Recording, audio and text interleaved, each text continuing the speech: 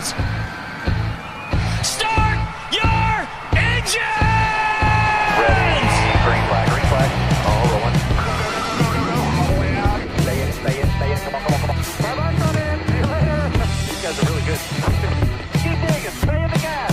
Hang on, dude, baby. Did not hit a thing. Why are you waiting so long, man? Bottom for clear, shaking you down here. White flag. Hit your mark.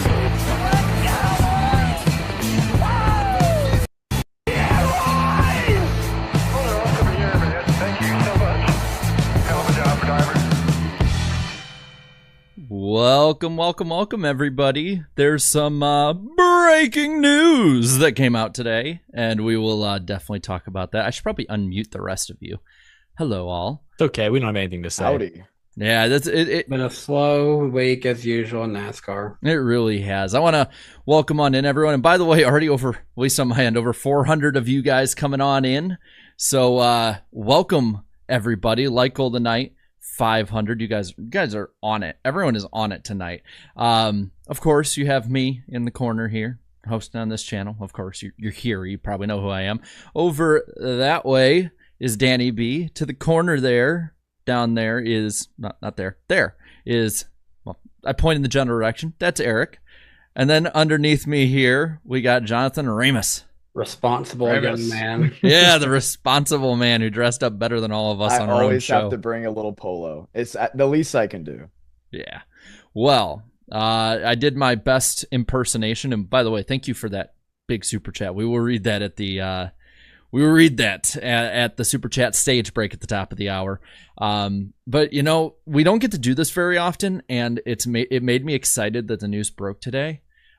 Because I can actually use the breaking news red ticker. Oh, red. That just happened, chat. A color change. We got the red ticker tonight, at least for the top of the show. Wonderful. You know, usually we'll make jokes and beat around the bush and be like, oh, you know, we'll talk about everyone but the winner. I think we just need to jump on into the finish. Well, I think we can start with Sunday night itself going in. We talked about it before. That if you just run this race to regulation, like the first 400 laps of this race, that was probably from start to finish the best race Austin Dillon has ever run in his career. Like racecraft, strategy, everything. Calm, cool, collected, everything. And he was the car to beat. That is for sure until that caution come out. The three ran where the three should. And that's the crazy part to me. Now, I want to start with our guest here. John, I want you sort of, before we get to the finish, I know as an Eric Almirola fan, you might bring up some bad memories, but I want you to sort of, like, let's talk about Austin Dillon going into that finish before we get completely into the wide open finish of it. So I saw him running up front, and the first thing that came to mind was just always just one race a year that Austin Dillon just shines for. And then the other 35 races, he's kind of just there. Halfway through the race, I kind of saw the rumblings. I'm like, okay, he may actually have something. And then with about, I think it was 40 laps to go, I think it was Denny Hamlin leading. And I had the TV on mute because I was doing a bunch of other things for work. And I was like, you know what? Denny Hamlin's ahead. I think he's got the strategy call. I'm going to go fish, and I'm going to have MRN on my phone. I get out to the dock. And all of a sudden, I hear lead change, Austin Dillon. And then I was kind of just stunned. It was like, Austin Dillon? Are you serious? Is this going to be the guy that breaks up the playoffs? And then obviously the caution comes out and things got wild. And the finish, you guys got to see the finish. I got to hear the finish on MRN. They were losing it. I'm there, Cass and Tug, and Mike Bagley. All of them were going nuts, Alex Hayden. I just could not believe what I heard and then what I saw on my phone. This is a crazy situation. I'm not shocked that Austin Dillon was going to go for it. We saw what happened in the 2018 Daytona 500. We saw what even happened at Coke Zero in 2022. We know he is the driver that if he is going to have an opportunity to get to you, he will use the muscle. I think he also in the Nationwide Series got called out for it a little bit by veterans in the Cup Series. I think Denny Hamlin, if you go way back, you have to go through the files.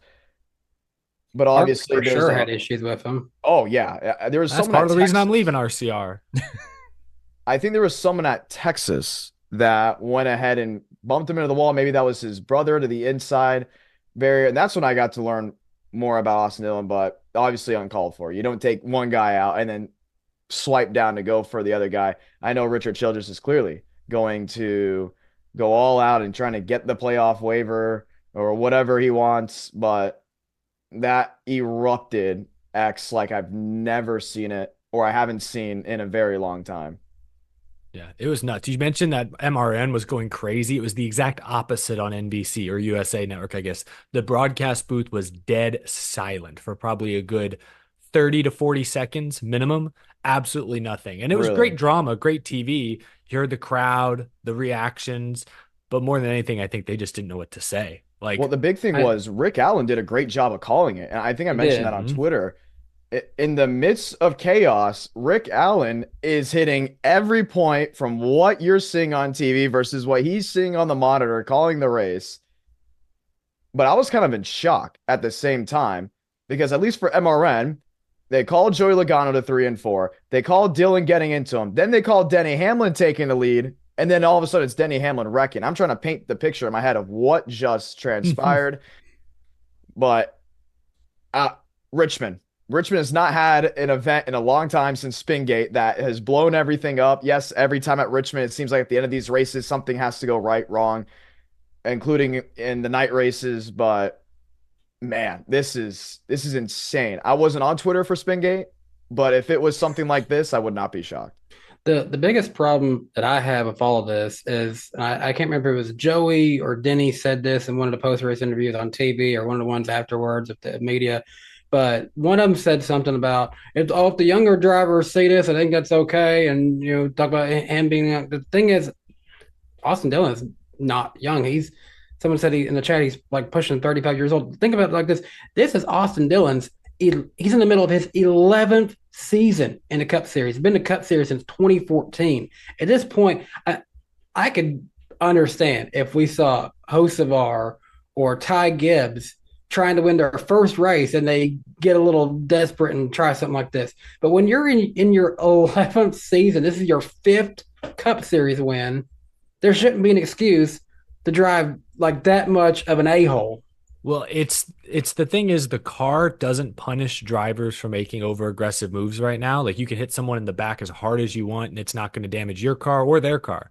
The format doesn't punish you for driving in over your head. In fact, it encourages it. It encourages desperate moves like this one. So I don't think it's an age thing. I listened to David Hoots on the Money Lap podcast, and he sort of brought up also, simulation. I don't even think that necessarily has anything to do with it. I just think there are a number of factors, the format, the car. NASCAR has created a playground that encourages this kind of driving. So it was up to them to finally begin to enforce their own rule book and say, hey, enough is enough. This was too far. So when we talk about the penalty, you kind of know where I stand on it. Like I do think action was required.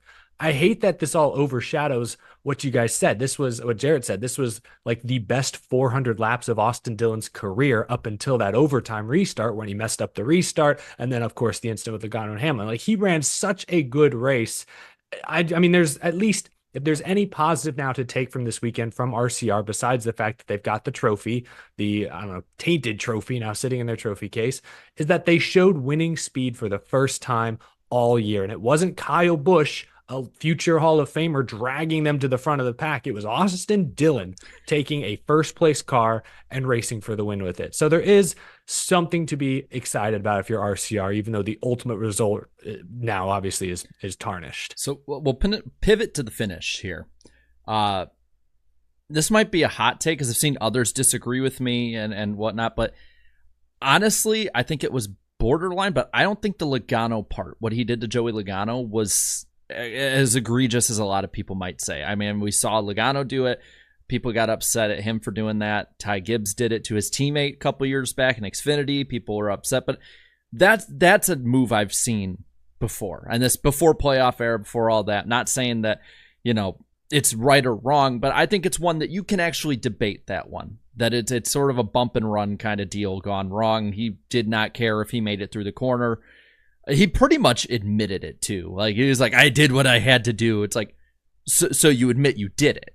Like, Yeah. like that was your admission right there. For me, it was strictly the Denny Hamlin part added on to, making a questionable move to begin with. The Denny Hamlin part for me is where I watch it and I just went, are you effing serious? Like that you can't give him the win after that. I think it's both. I do think the Logano one was more egregious than any other similar move I've seen in recent years. He was 3-4 car lengths back, drove in with no interest in making the corner. He drove in solely with the intention of hitting Logano so hard that he wrecked. Like that was it. There's no other way to judge what he did there. So I think that one alone was borderline. Yes, the Hamlin turning him into the wall on top of that, I think, is what put it over the edge. That's ultimately what got his spotter in the most trouble. So it's both. I think if only one of those two happens, there's a very good chance we're not having this conversation. There's a very good chance the win stands. He gets all the playoff points, everything. I think both happening back to back made this look even worse and really forced NASCAR to act. Well, I'll pose this question to you guys. Penalty. Like, completely agree with it? Should it be harsher or should it be more lax? I think this was the perfect call on this. Let the team keep the win because I hate to hurt the guys on the pit crew that enjoyed that win. That want to keep that win and for their sake, but take away the playoff eligibility. That was the right call. I think ultimately the points penalty as well. You shouldn't benefit from having that win in some capacity, off of this move either. So I think that was the right call by NASCAR. I think it was the right call to suspend the spotter for, I think, 3 weeks because they were inciting him to do this.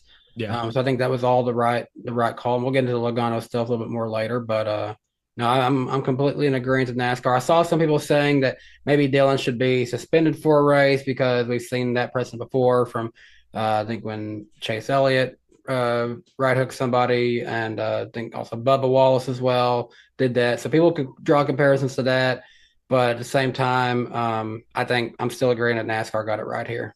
I'm going to be honest, they 100% got it right, not just because of the people on pit road, but for the fans in the stands. The worst thing you can do is go home, go to bed, go to work, go to bed again the next day, and then you find out in a lunch break that the race that you attended on Sunday, that guy that won celebrated, and whether you agreed or disagreed with what happened, ended up not being the winner. So everyone's talking about NASCAR's integrity and what they have to do, and they have to suspend him, they have to take the win away. You lose the integrity of the fans that went to Richmond. And let's be honest, Richmond's fan base is in trouble. The grandstands at the start of the race did not look good. It got a lot better. I'll give it that. Definitely. Before the start, like around the start of the race, I say, it got pretty full front stretch. You still saw aluminum seats down into 3 and 4. But this was a finish that at least is giving Richmond Raceway marketability of still being this wild track that it was, at least at one point in the early 2000s, into the early 2010s, that it still has a little bit of its aura. Since then, you just think about the 08 races, honestly. Yeah, but the big thing about Austin Dillon is when Joey Logano made the move on Martin Truex Jr., he wasn't, what was it, like half a football field back to go after him. Maybe I'm over-exaggerating, 25 yards, 3-4 car lanes back. He was there. You look at Denny Hamlin, Chase Elliott. Denny was close enough to make the bump, and then you can make the argument if it was clean or not. I don't think there's ever been a driver that has just sent it on in. And for Joey Logano, I think he's rightfully mad because this isn't a young driver. Austin Dillon, I think, is a month older than Joey Logano. They're basically the same age. So for him to make that move, it's crazy. But I like the fact that they did not take the win away. Fine him, take the playoff eligibility away. The second you take a win away, then you're really going to uncharted waters. The same problem that we have with the super speedways with if you go below the yellow line, what's considered going below, and the person that crosses the line first after X amount of laps, not considered the winner because of this yellow line on the racetrack.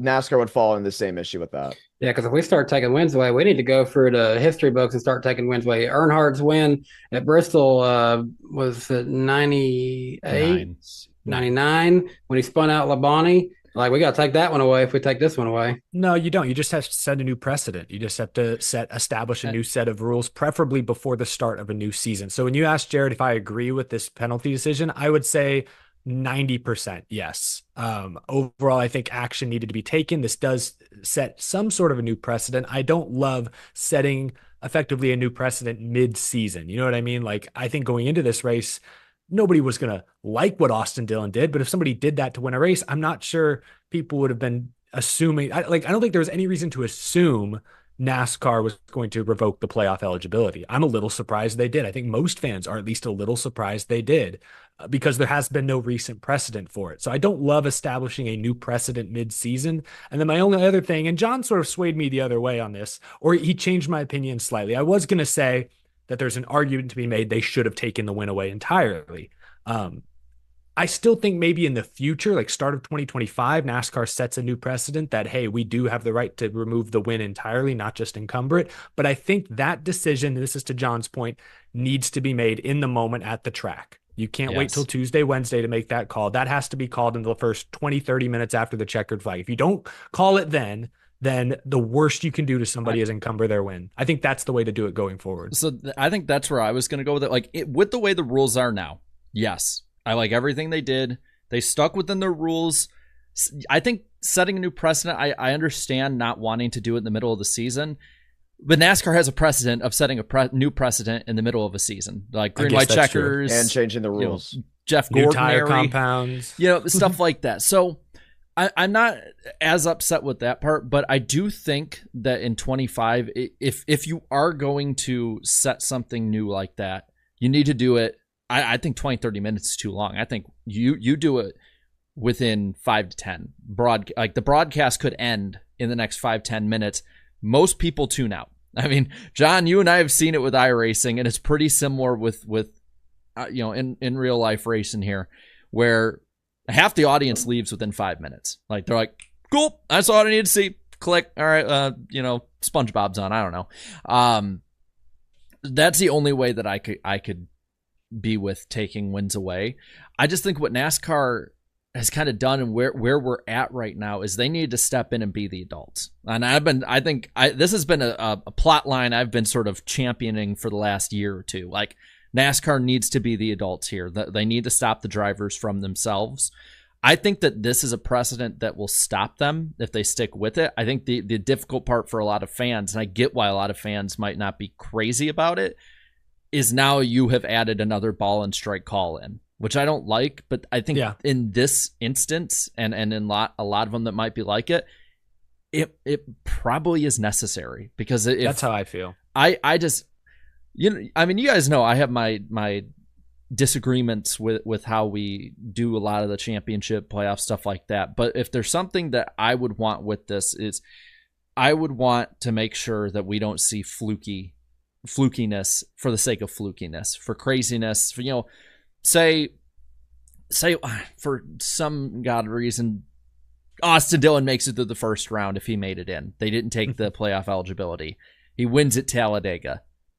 The last thing I want to see is Austin Dillon dive bomb and do the same damn move because somehow points wise he's in position to make the final four when he shouldn't be, or you name anyone. I saw a lot of people compare it to the Hail Melon. I think that's different because Ross Chastain did not take anyone out in doing that. Like he put himself in danger. He took someone out of the playoffs. Yeah, he took Denny. It's always Denny. It just always goes back to Denny. He damaged his race car. Might have did some damage to Keselowski, but that was about it. Yeah, and I saw a lot of people comparing it to Earnhardt 99, and to a good degree, I understand why people came to that conclusion. I don't like anyone. I mean, I'm sorry. The same people that were calling him Silver Spoon the lap before are now saying he's the next Dale Earnhardt. I'm sorry. Everyone said Dale Earnhardt would not be 32nd in points. Dale Earnhardt would not be only competing for one win a year. Like Dale Earnhardt was one of the greatest drivers ever, but Dale Earnhardt also was not perfect. So people being like, well, Dale did it in 86. That was 38 years ago.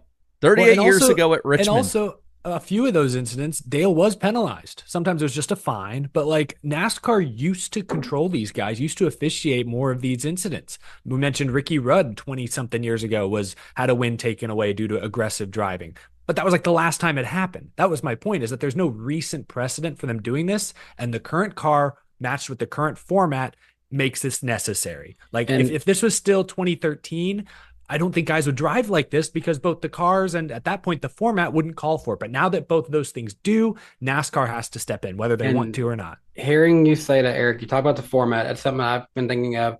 Think about something that's different this year as compared to previous years that I feel like NASCAR may implement back.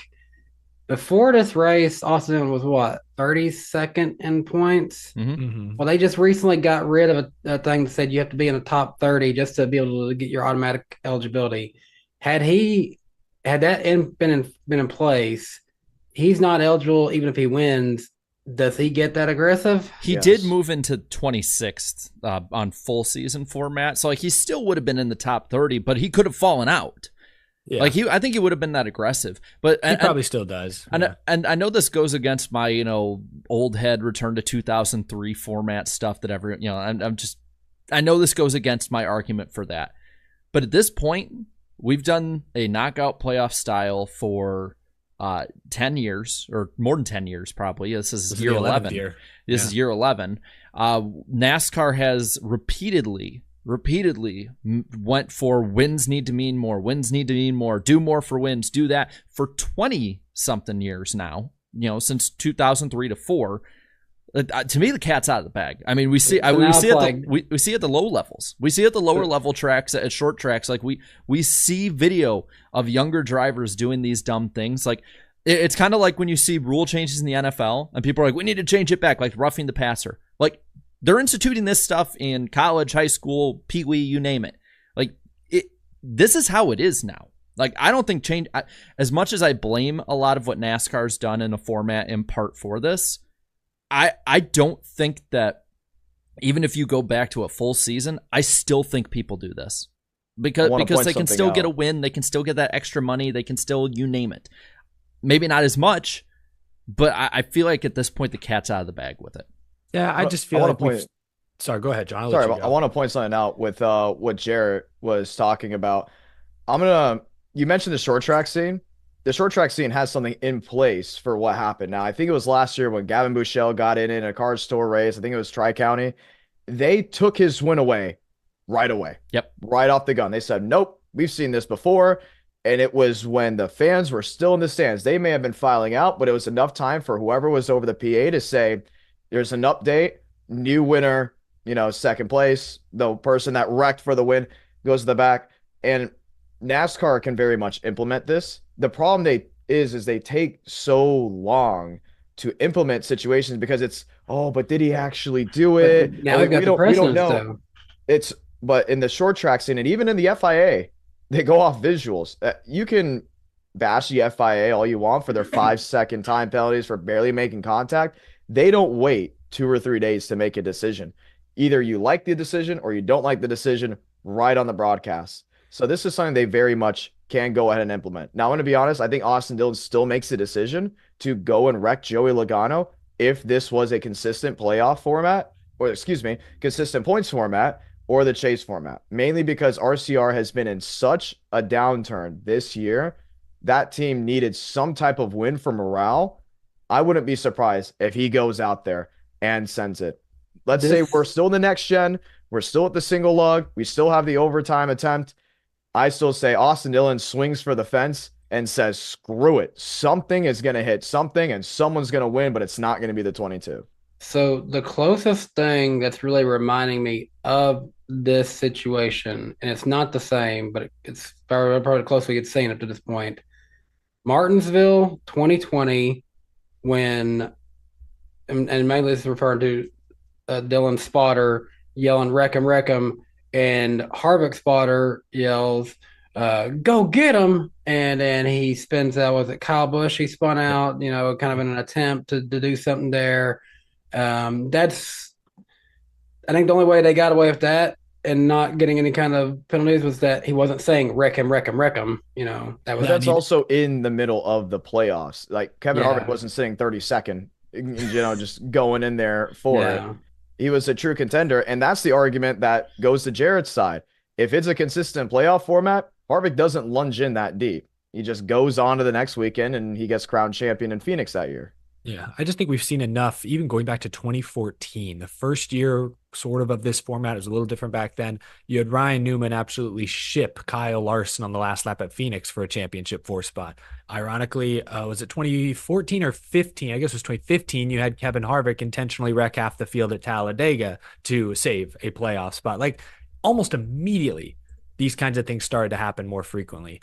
I guess, yeah, 2013, you had Spingate, but that was, again, we still had a chase, not quite the same playoff format. But it's, you put these drivers in desperate situations, you need to take more ownership of the officiating. And I think that's what NASCAR was doing here. But yeah. And one thing, so I put a poll up, asking what people thought of Dylan's actions at the end of the race, fair or foul.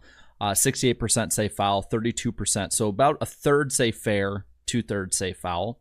It's complicated because I think originally I would almost argue it could be considered fair considering what's at stake, but grand scheme, big picture racing, it's not a fair move. But I think that's something else that I don't think NASCAR was looking at this poll at this particular time or anything. But I think that, I noticed a lot more people. Now, granted, it's Denny Hamlin and Joey Logano. Like, if this is just, you don't even have to name the 2 popular Hendrick guys or 3 whoever. Like, if this is Ross Chastain and Ricky Stenhouse, I think we see a few more people mad about this than if it's Denny or Joey who have made questionable and aggressive moves.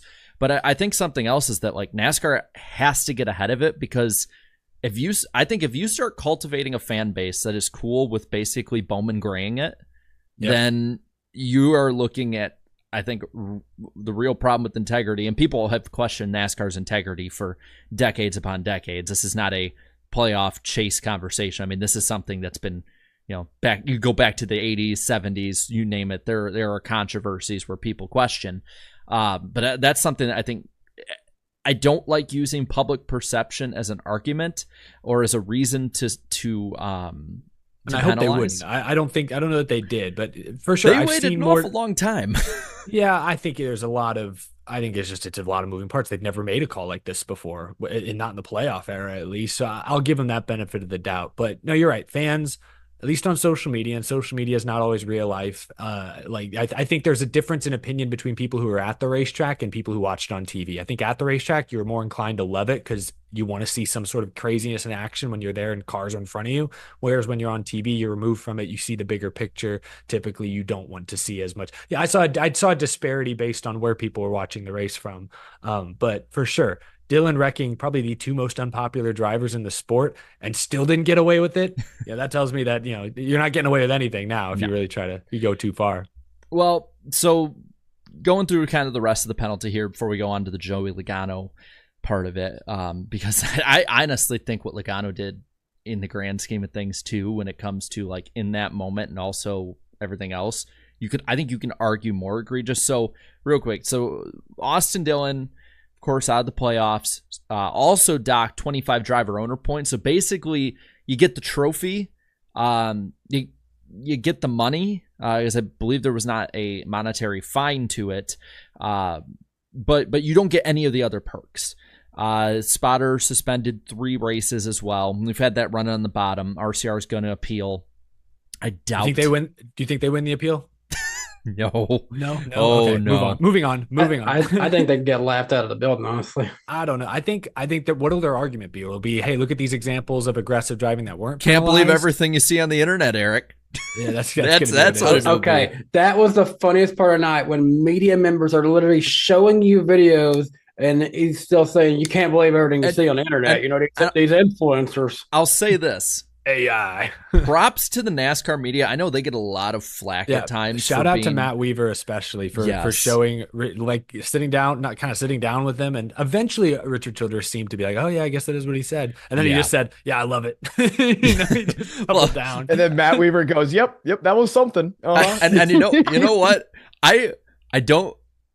I respect Richard Childress for basically just owning it and being like, you know what, screw it, I like it. Like, I guess that is what he said. Like, hell yeah. He's not like, a lot of those drivers when they wreck someone, they're like, I don't know what happened out there. It's like, bullshit. Yeah, you do. But props to Matt Weaver, props to the members of the media who went out there, asked the hard question, presented the actual evidence out there, and let the rest of the world think for themselves on it. Because I know the media can get a lot of flack from people being like, oh, they just carry water for the teams and sponsors. So I want to say that we're going to criticize people. We also have to credit people as well. It's a good point. Yeah, absolutely. So moving on from that part, we got the Joey Logano side of it, which is probably the way less compelling part for a lot of fans because they're like, it should have been fine more. Okay. Yeah. Honestly, in my comment section of my video yesterday, some of y'all have me scared to ever go walk in a city street again because so many people were blaming the civilians for being there. And look, I get it. If I jaywalk across the street and get hit by a car, that's partially my fault. But like, now I'm afraid to accidentally set 1 foot off the sidewalk. You guys are going to be gunning for me the way some of y'all made it sound. I do want to address that. Like, I know a lot of people are like, they should have their families and all that.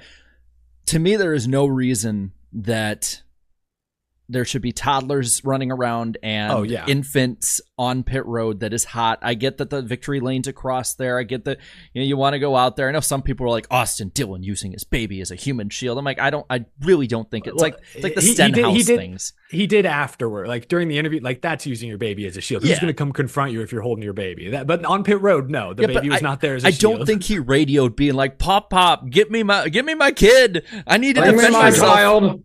That's probably true. Yeah, like, and I like, I'm not gonna go like full Brett Griffin and say like Ricky Stenhouse, he caused it. I will say this for all the people that got on me for saying that NASCAR held the flag 10 extra seconds to end the race at the Brickyard with Larson in the lead, but won't go after that. Like, I think that is even crazier. Like Ricky Stenhouse is sitting there like 20, 20th I think they've place. also learned they can't go after Brett Griffin because they'll just get blocked and it won't matter anyways. Well, then case closed at that point. But I don't like having that many people on pit road. We've all been on pit road for SRX races, local short track races, all three of the top series of NASCAR. It's hectic. And even when you know what you're doing. When it's over, people are coming across the wall. It's time for post-race interviews. That's what a lot of those people were. They were media. And then there was a particular group that was out there that was like, I saw Johnny Morris, owner of Bass Pro Shops, his Austin Dillon's wife and kid and family and friends are ready to come out and, celebrate. That's normal. I couldn't understand what the people were so mad about. That's just normal in NASCAR now. But they're not supposed to be on a hot pit road. That's how it's supposed to be. But it's cooling down. They're not supposed to come flying in that close like Joey was. They're still going 30. Like, I'm sorry, go on the local street, stand right next to the road, and we're going 30 miles an hour. It's faster than it looks on TV. To be fair, I'm not the person to talk to. I stand next to train tracks and film them for YouTube videos now. So, but what I'm saying though is like, would you have an infant that right there?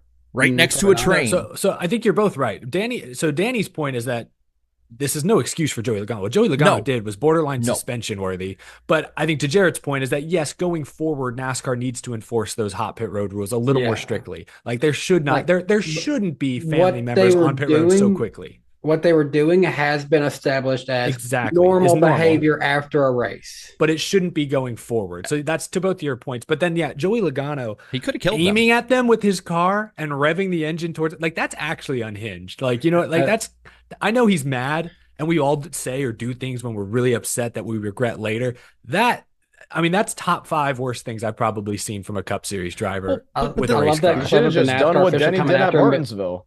Denny, instead of going down pit road and revving it up in front of Alex Bowman's pit, he just went right up in front of him in front of the grandstands. That was awesome in person. One thing you have to realize is you ever look at a NASCAR pit road at the end of a race, they have officials all the way down near pit entry for a reason. They stop the cars usually down that way. And even at some points, they have cars leave pit road through the first garage exit stall. I know at Homestead it's like really early, so they don't even get close sometimes to the middle of pit road. I'm not sure how Richmond has it, but for Joey Logano's situation, he went in there like a maniac. I think his idea was to park it in front of Austin Dillon's pit stall and then probably do a donut. Obviously, it's way out of his head. I think no one is wrong in this discussion that we have is this moment because it's going to happen next week. I remember when I was at the Brickyard 400, I couldn't move when I was on the grid. I was stuck between Denny's car, Reddick's car, and all their family members. And then after the race, they all just migrate out there because when a race is done, everything is considered cooling down. It's the cool down lap. The only problem is Joey Logano was not cooling down. He was heating up. Well, Danny, do you remember Daytona when I think 2020, when we had an issue where we couldn't get Jed on pit road because he was too young? Oh, yeah. Oh, the cold pass. Yeah. I'm sorry, if a 17-year-old who is filming at the track and has permission from the track has problems getting in on pit road after a race and before a race, I get maybe even before a race it's okay, but after a race, I can't see an excuse to let like anyone under the age of like 12 on pit road. If you're not gonna let the fans on, why do, because they have a last name, do they get allowed on? And it's just a safety thing. I mean, Yeah. That was one toddler running from mom away from being plastered in the front of Joey Logano's car. And I'm not saying that in like comic effect. I'm saying like that is a real possibility that could have happened. I know people think I'm being overboard about it. It's the truth. So I'm going to propose this question now. If we really want to really enforce this, we would, lose some moments in NASCAR that have been really nice to see, like Harvick's son riding in the car. I think Larson's had a son riding the car. Is a kid getting run over worth it? Like that's the question. That's the question. Oh, that's a nice feel-good moment, or kid gets hit. I think there should be a time. I think right after the race, they should not be out there. There should be a few minutes. Once all the cars are stopped, which doesn't take that long, then maybe it's allowed. But it's I'm fine if it they're just stopped. needs to be straight. Yeah. I'm fine. And the Logano part though, like I think it should have been insanely higher, 100K, 250K. Like that needed to send a message. I mean, all the other cars were going down in a nice orderly fashion until Joey comes down the way he shouldn't be. Exactly. He broke a rule. He broke a rule getting out of line, and we've seen more of this too. Drivers thinking that they can just go and do it. Remember the whole deal with I think it was Suarez and Bowman at COTA. Not as egregious, but we're seeing this more. And I don't like that. And that's lousy at Charlotte. Fair. I mean, that was crazy. What if there's a whole family walking in front to go see whoever was in front of them, Matt Kenseth or whatever, I don't want to play bowling with racing families. Okay? What if there was a family of baby ducks just trying to cross the street? Oh, I think we saw that. Saw that recently. We saw that recently during a 24-hour event. Yeah, John and I are thinking the exact same clip. Oh, that was horrible. I think it was Spa. This is proof, though. As much as like I don't judge an entire race by its finish, a finish can define a race because we're well over 30 minutes into this thing. We got, at least at one point we had on my end almost 1,000 people watching, and we haven't even talked about the damn race yet. We've talked about the last 2 laps. I wanted to actually touch a little bit on that. You talk about how before all that happened, how great of a race this was. It was fun. And I was actually looking at some Austin Dillon's stats at Richmond. This is actually a really good track for Austin. Going back to 2018, he has had finishes of 6, I'm going to take out a few of these, 6, 6, 4, 10, 11, 10, 16, 9, and then first. And then that one that stood up to me was 4th in 2020. Y'all remember what that one was? That was when he had won at Texas, and this was a playoff race. And man was out there. He finished second stage 2, second stage 1 and 2. He led 55 laps. Looked like he could have maybe upset everybody then and won and advanced his way through the next round of the playoffs. But he come home 4th. I mean, it's a good track for him, and he finally put together the race that he needed. Then a caution come out. That's such a bummer because it really is. Like, not that I love the winning you're in format, seeing a 30th place points guy snatch a playoff spot up, but it would have been a really remarkable story. A lot of folks have written RCR off entirely, saying even like Kyle Busch should just throw in the towel this year and focus on next year. And that's true. You should focus on next year, but this is proof that still in the next gen era, anyone can find magic any given weekend. Come out of nowhere. Exactly. So it was a great story until the overtime. But yeah, and we're gonna move on in a moment to the talk about the option tires and everything. But I just want to also remind you guys, the whole light goal at 500, we're 12 away. Nice. Yeah, why did we set it so low tonight, Jeff? So I had promised like last week we have been going insanely high on them for a while. Well, and I was thinking like, oh, it's Richmond. Nothing's happened there since Spingate. No one's gonna watch. It's gonna be one of those weeks. No. So, but I'm a man of my word. If you you don't have to stop at 500. I mean, if you guys want to, I They mean, already you're hit it. welcome. If they hit 1,000, do we do 2 segments? Do you have 2 drivers, random drivers pulled up? Jeez, no, I don't, but we do 2 the next week. How about that? Okay. So if they hit 1,000, like, or that, or how about this? If they hit 1,000, we won't do a light goal next week. How about that? Okay. Is that fair enough? Okay. Yeah, that would unlock it for 2 weeks. Yeah, in it a row. unlocks for back-to-back weeks. So if you if you double it, then we'll. I mean, we got 900 watching. We could. You never know. It's feasible. So while they can stew on that, the tires. I thought it was a success, honestly. I think it could be better, obviously, little things, but I had a blast with the way that the strategy worked with that race. Changes, or should we just do the same thing at Martinsville? Rename it. It should be just hard compound and soft compound. If you're trying to get someone that's a casual that's been watching Formula One or Netflix, it's going to be easier for them to understand too. If that is the overall goal to really implement this long term. Yeah, that's a good point. I think you're right. F1 fans especially are familiar with hard versus soft tires. I think at some point, maybe not this year, but going into next year, I wouldn't even be opposed to just exclusively the soft tire, and see where it goes. I liked the multiple tire compounds and the strategy wrinkle it provided, especially made like Daniel Suarez's night really interesting. Yes. But also it felt like it dominated the TV discussion to a degree that I don't know. I don't know that I want the tire compounds to dominate the discussion. When I've watched F1 races, they'll mention it, but it doesn't dominate the play-by-play. And maybe that's just because they've been doing it. So yeah, I think that's what it is it's new to NASCAR fans. But I still feel like, I don't know, with 40 cars on track, trying to keep up with who's on what compound, it's easier in F1 where there's only really like 4 or 5 cars usually in contention every week to kind of keep track of who's doing what. So I thought it was a success. I guess I sound like I'm down on it. No, I thought it was a huge success. I think they should do the exact same thing at Martinsville in the playoffs and then just keep being aggressive. I do think at a variety of tracks in the future, we could just go softer like the option tires were. I don't know.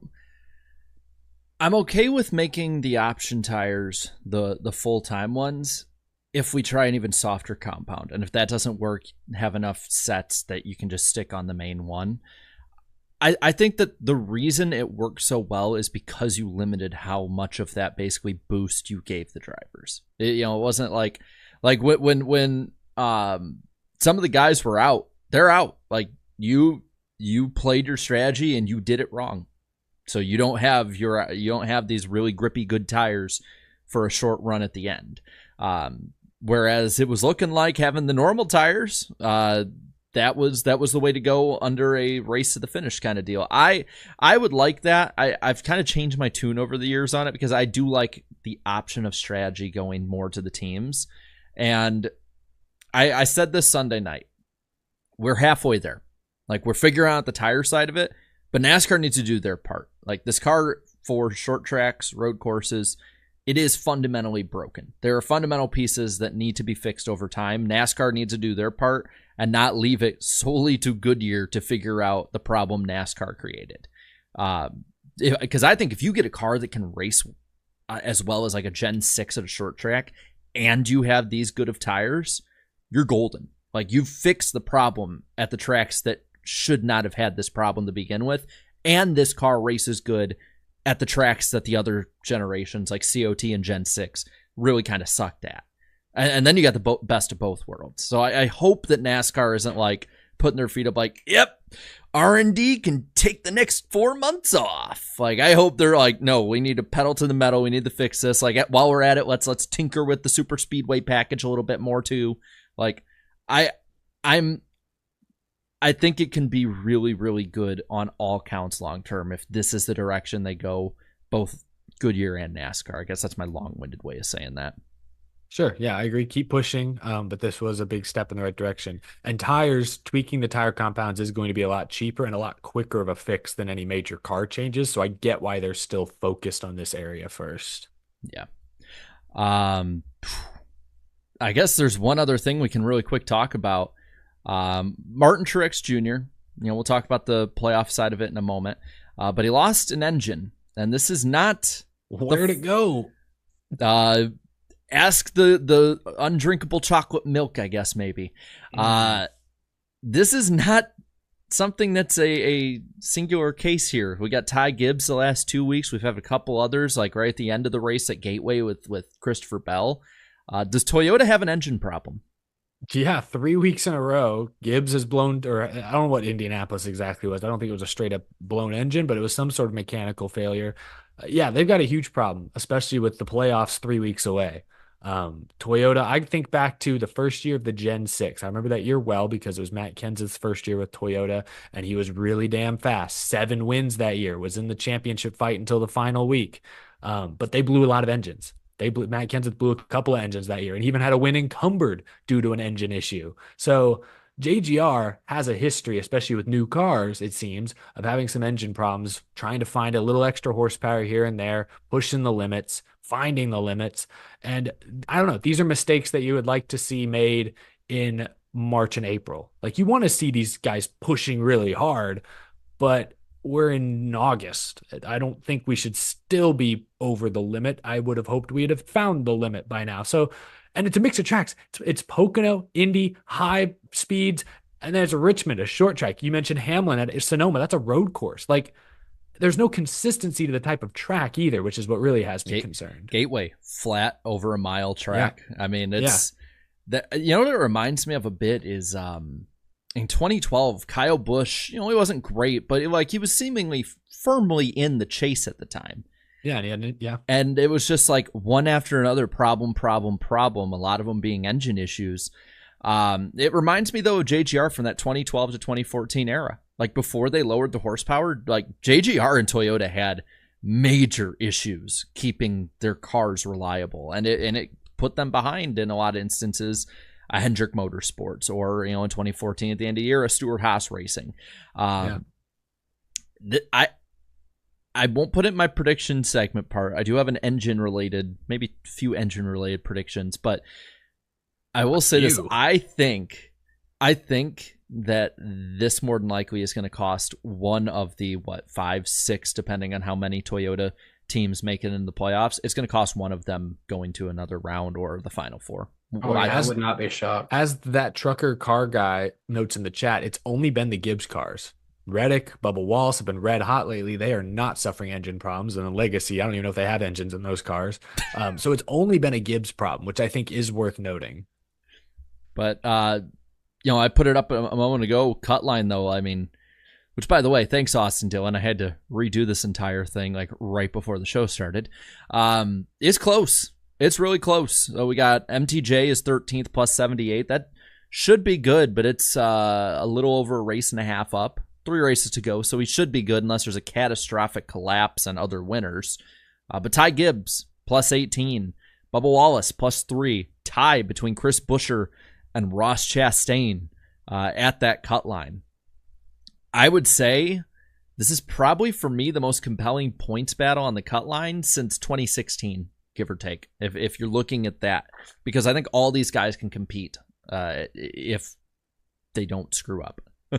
Yeah, I think that's the thing is any of these 5, I'm going to say it. I think any of these 5 could be round of 8 drivers, like very realistically be round of 8. And you get to the round of 8, anything's possible from there. But like any of these, I mean, even Bubba Wallace, with how well he's run, I think he's got 4 top 10s the last 5 weeks. Another top 5 this past weekend, earned a bunch of stage points. Like even Bubba Wallace, even Ross Chastain, who struggled this year but has been to the championship 4 before. Like, I'm convinced any one of these guys could make a deep playoff run if they just get in, but one of them at least is not. So I don't know. I look at Chastain, probably the weak link.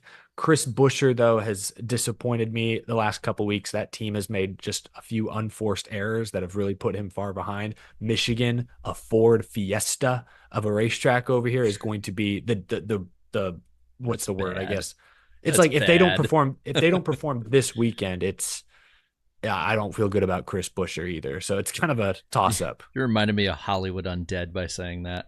Ford Fiesta. Do they still make Ford Fiestas? I have no idea. I just remember everywhere I go back when I was in high school that song came out and we played that everywhere. But this is a note. So this was brought up about the Austin Dillon deal.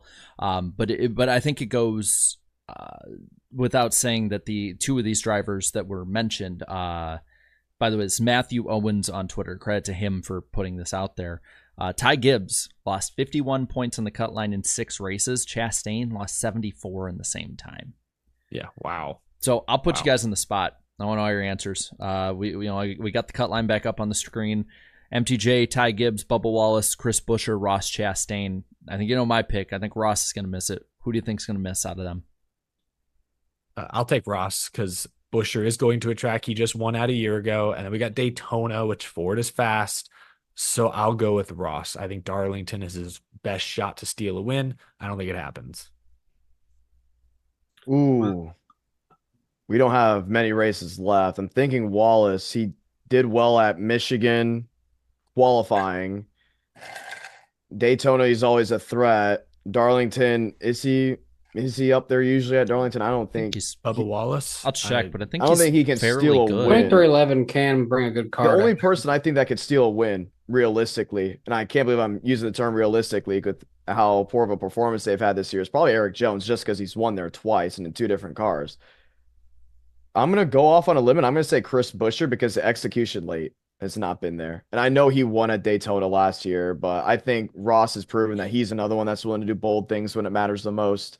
So give me Buescher. I think Wallace is going to be a little more consistent. It's tough to say because Buescher's been up there what it feels like all year in a way. Ty Gibbs, I think, is going to be fine unless he has a horrible incident at Michigan, and that's going to just change everything. He's going to blow. If he blows another engine, it's over. It's Gibbs over.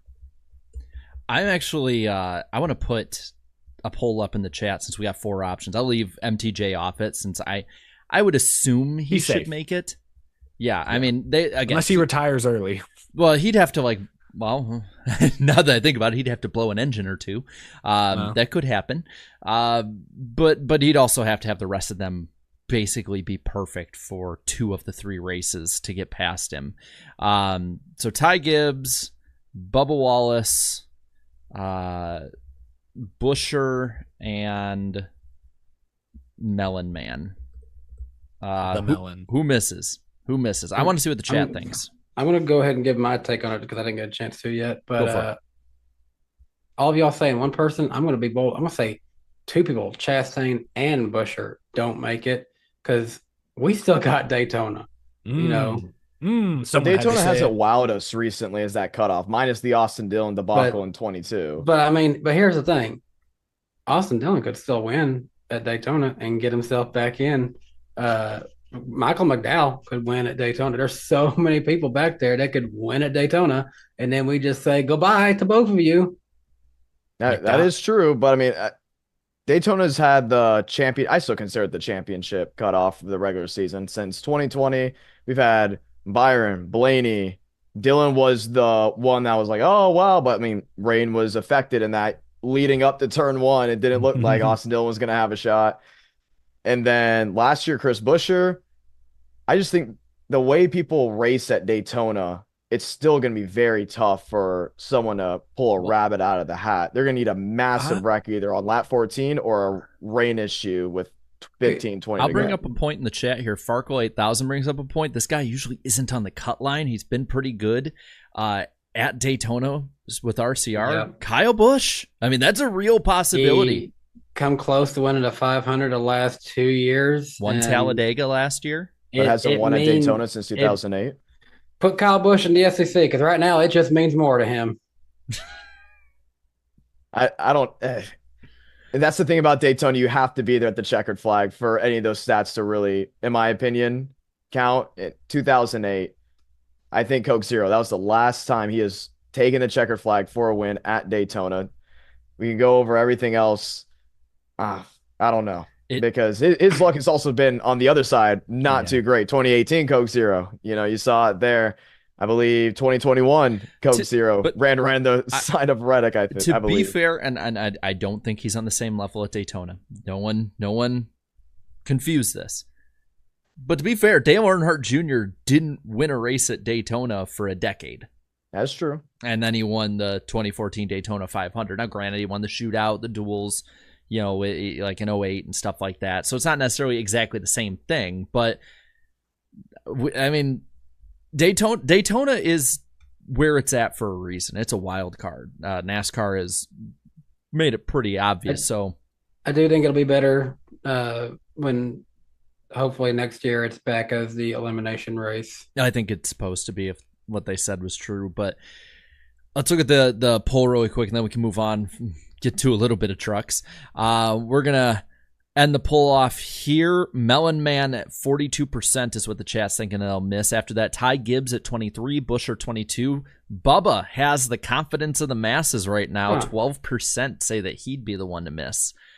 So very interesting how that's turned out, because I guarantee if I ran that poll 4 races ago, I should say, it'd be a much different answer.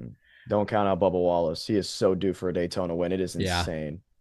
Now, real quick, let's look at the ratings, both from the TV side of it as well as our side with the poll.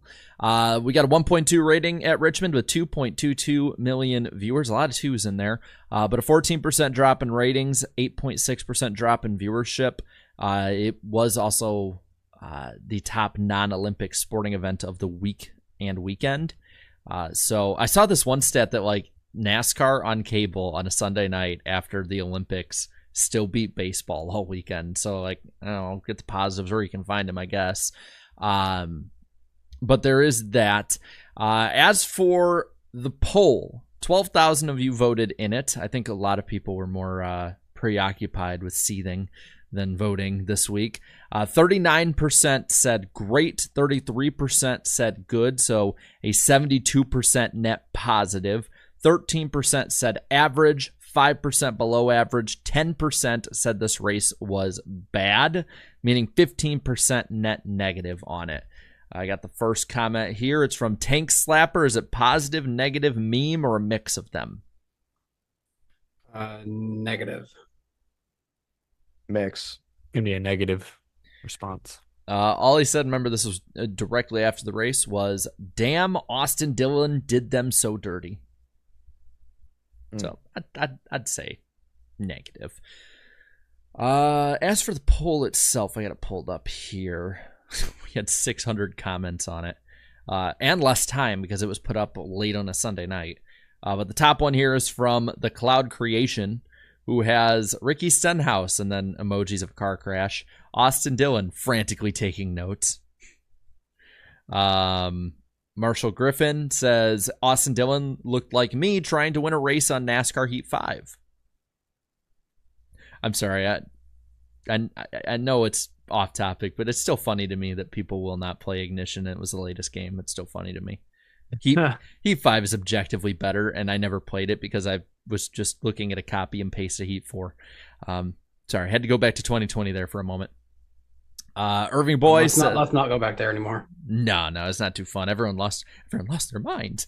Irving Boy said, that was the most Austin Dillon thing to do ever. Holy shit. Yeah. Have your best race ever and it be remembered for you being a total nut job at the end. Cameron, That's so tough. It is. And because he probably won't run a race like that again in his career. Or he'll turn around this week and prove everyone wrong. Cameron says Austin Dillon, and then I came in like a wrecking ball. I'm not going to sing it because I can't get as nasally as Miley. Let's see. Troy says that's chicken shit. Joey Logano, Richmond, 2024. He said a whole lot else too. Yeah, he did. The franchise says Austin Dillon pulled a NASCAR Thunder move. Yeah, I guess. Again, every video game except Ignition. Yeah, Ignition, he would like go into the track. Physics.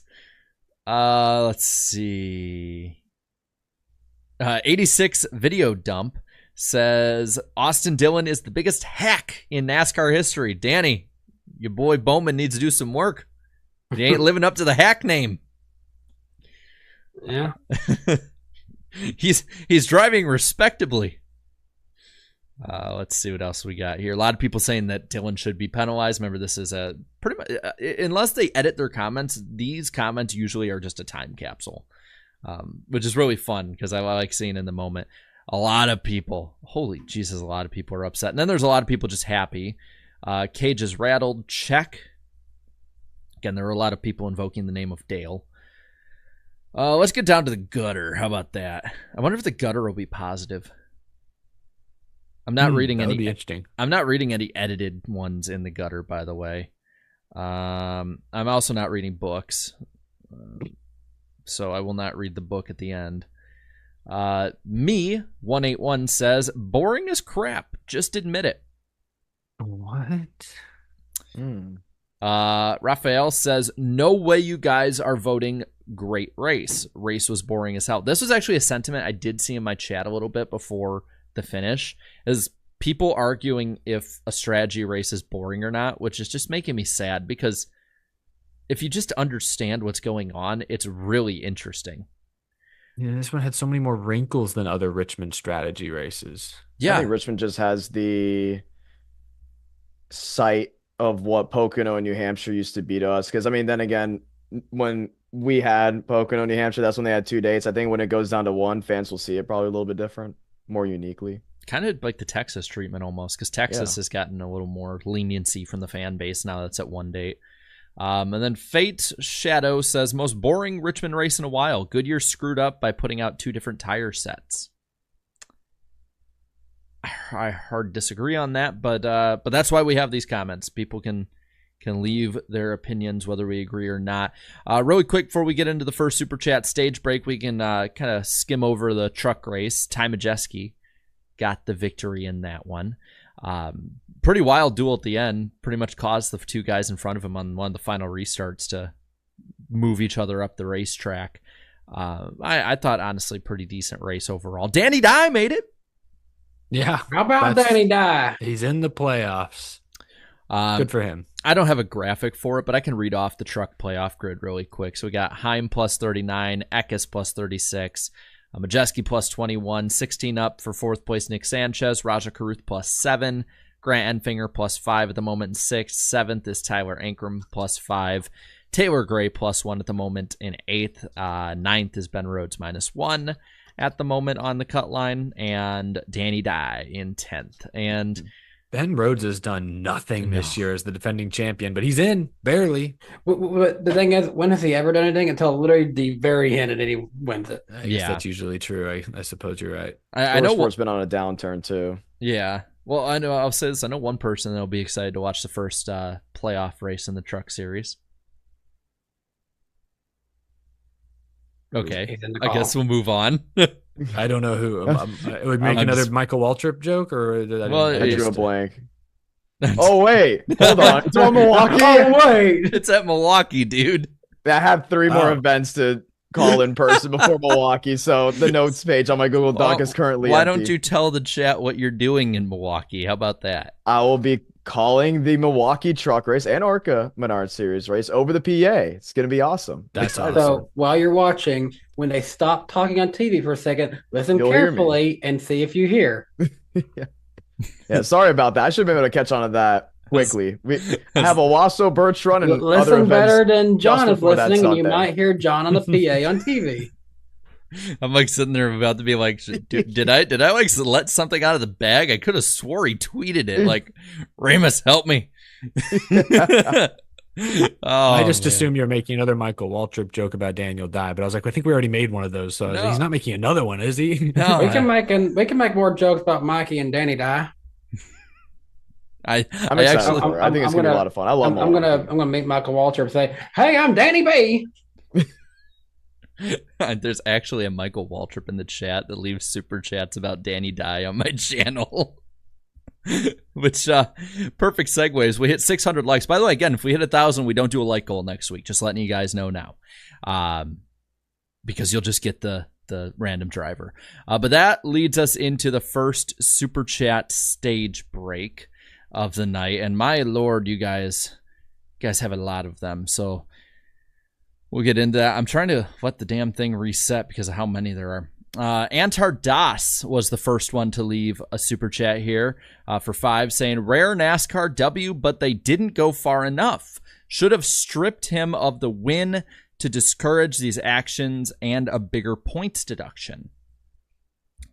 That's a fair argument. I feel like I feel like it would have been a lot. They would have been going from 0 to 100 basically. As it is, they went from like 0 to 75, which I think that's, you know, But again, it could be there the hasn't. future. It could be in the future, exactly, but there was no real recent precedent for that. So I think them going to 75 instead of straight to 100 is reasonable. Will Griffin for the 5 here says, so you can wreck the leader on the last lap and still keep the win from now on. Still seems like Austin Dillon came out ahead. 23-9 suspended, but the 3 isn't. BS.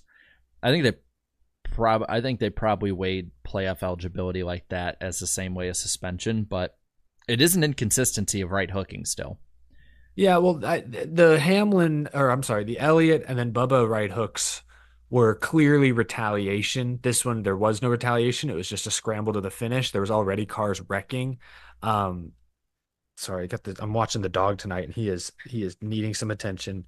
But yeah, give that dog attention. You can still talk racing. he's just every now and then he just pops in here and he wants to be on screen. How's it going? Oh my goodness! He just wants to give his hot takes on how he feels about NASCAR. You realize that this channel was turned into the dog, reveal show because on Sunday I had Rhett come on, and then today we got what?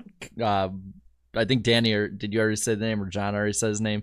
Eric, Cosmo, I don't know if you've Cosmo the space dog. He's spacing out right now. Sorry, continue with the super chats. I got to wrangle this guy.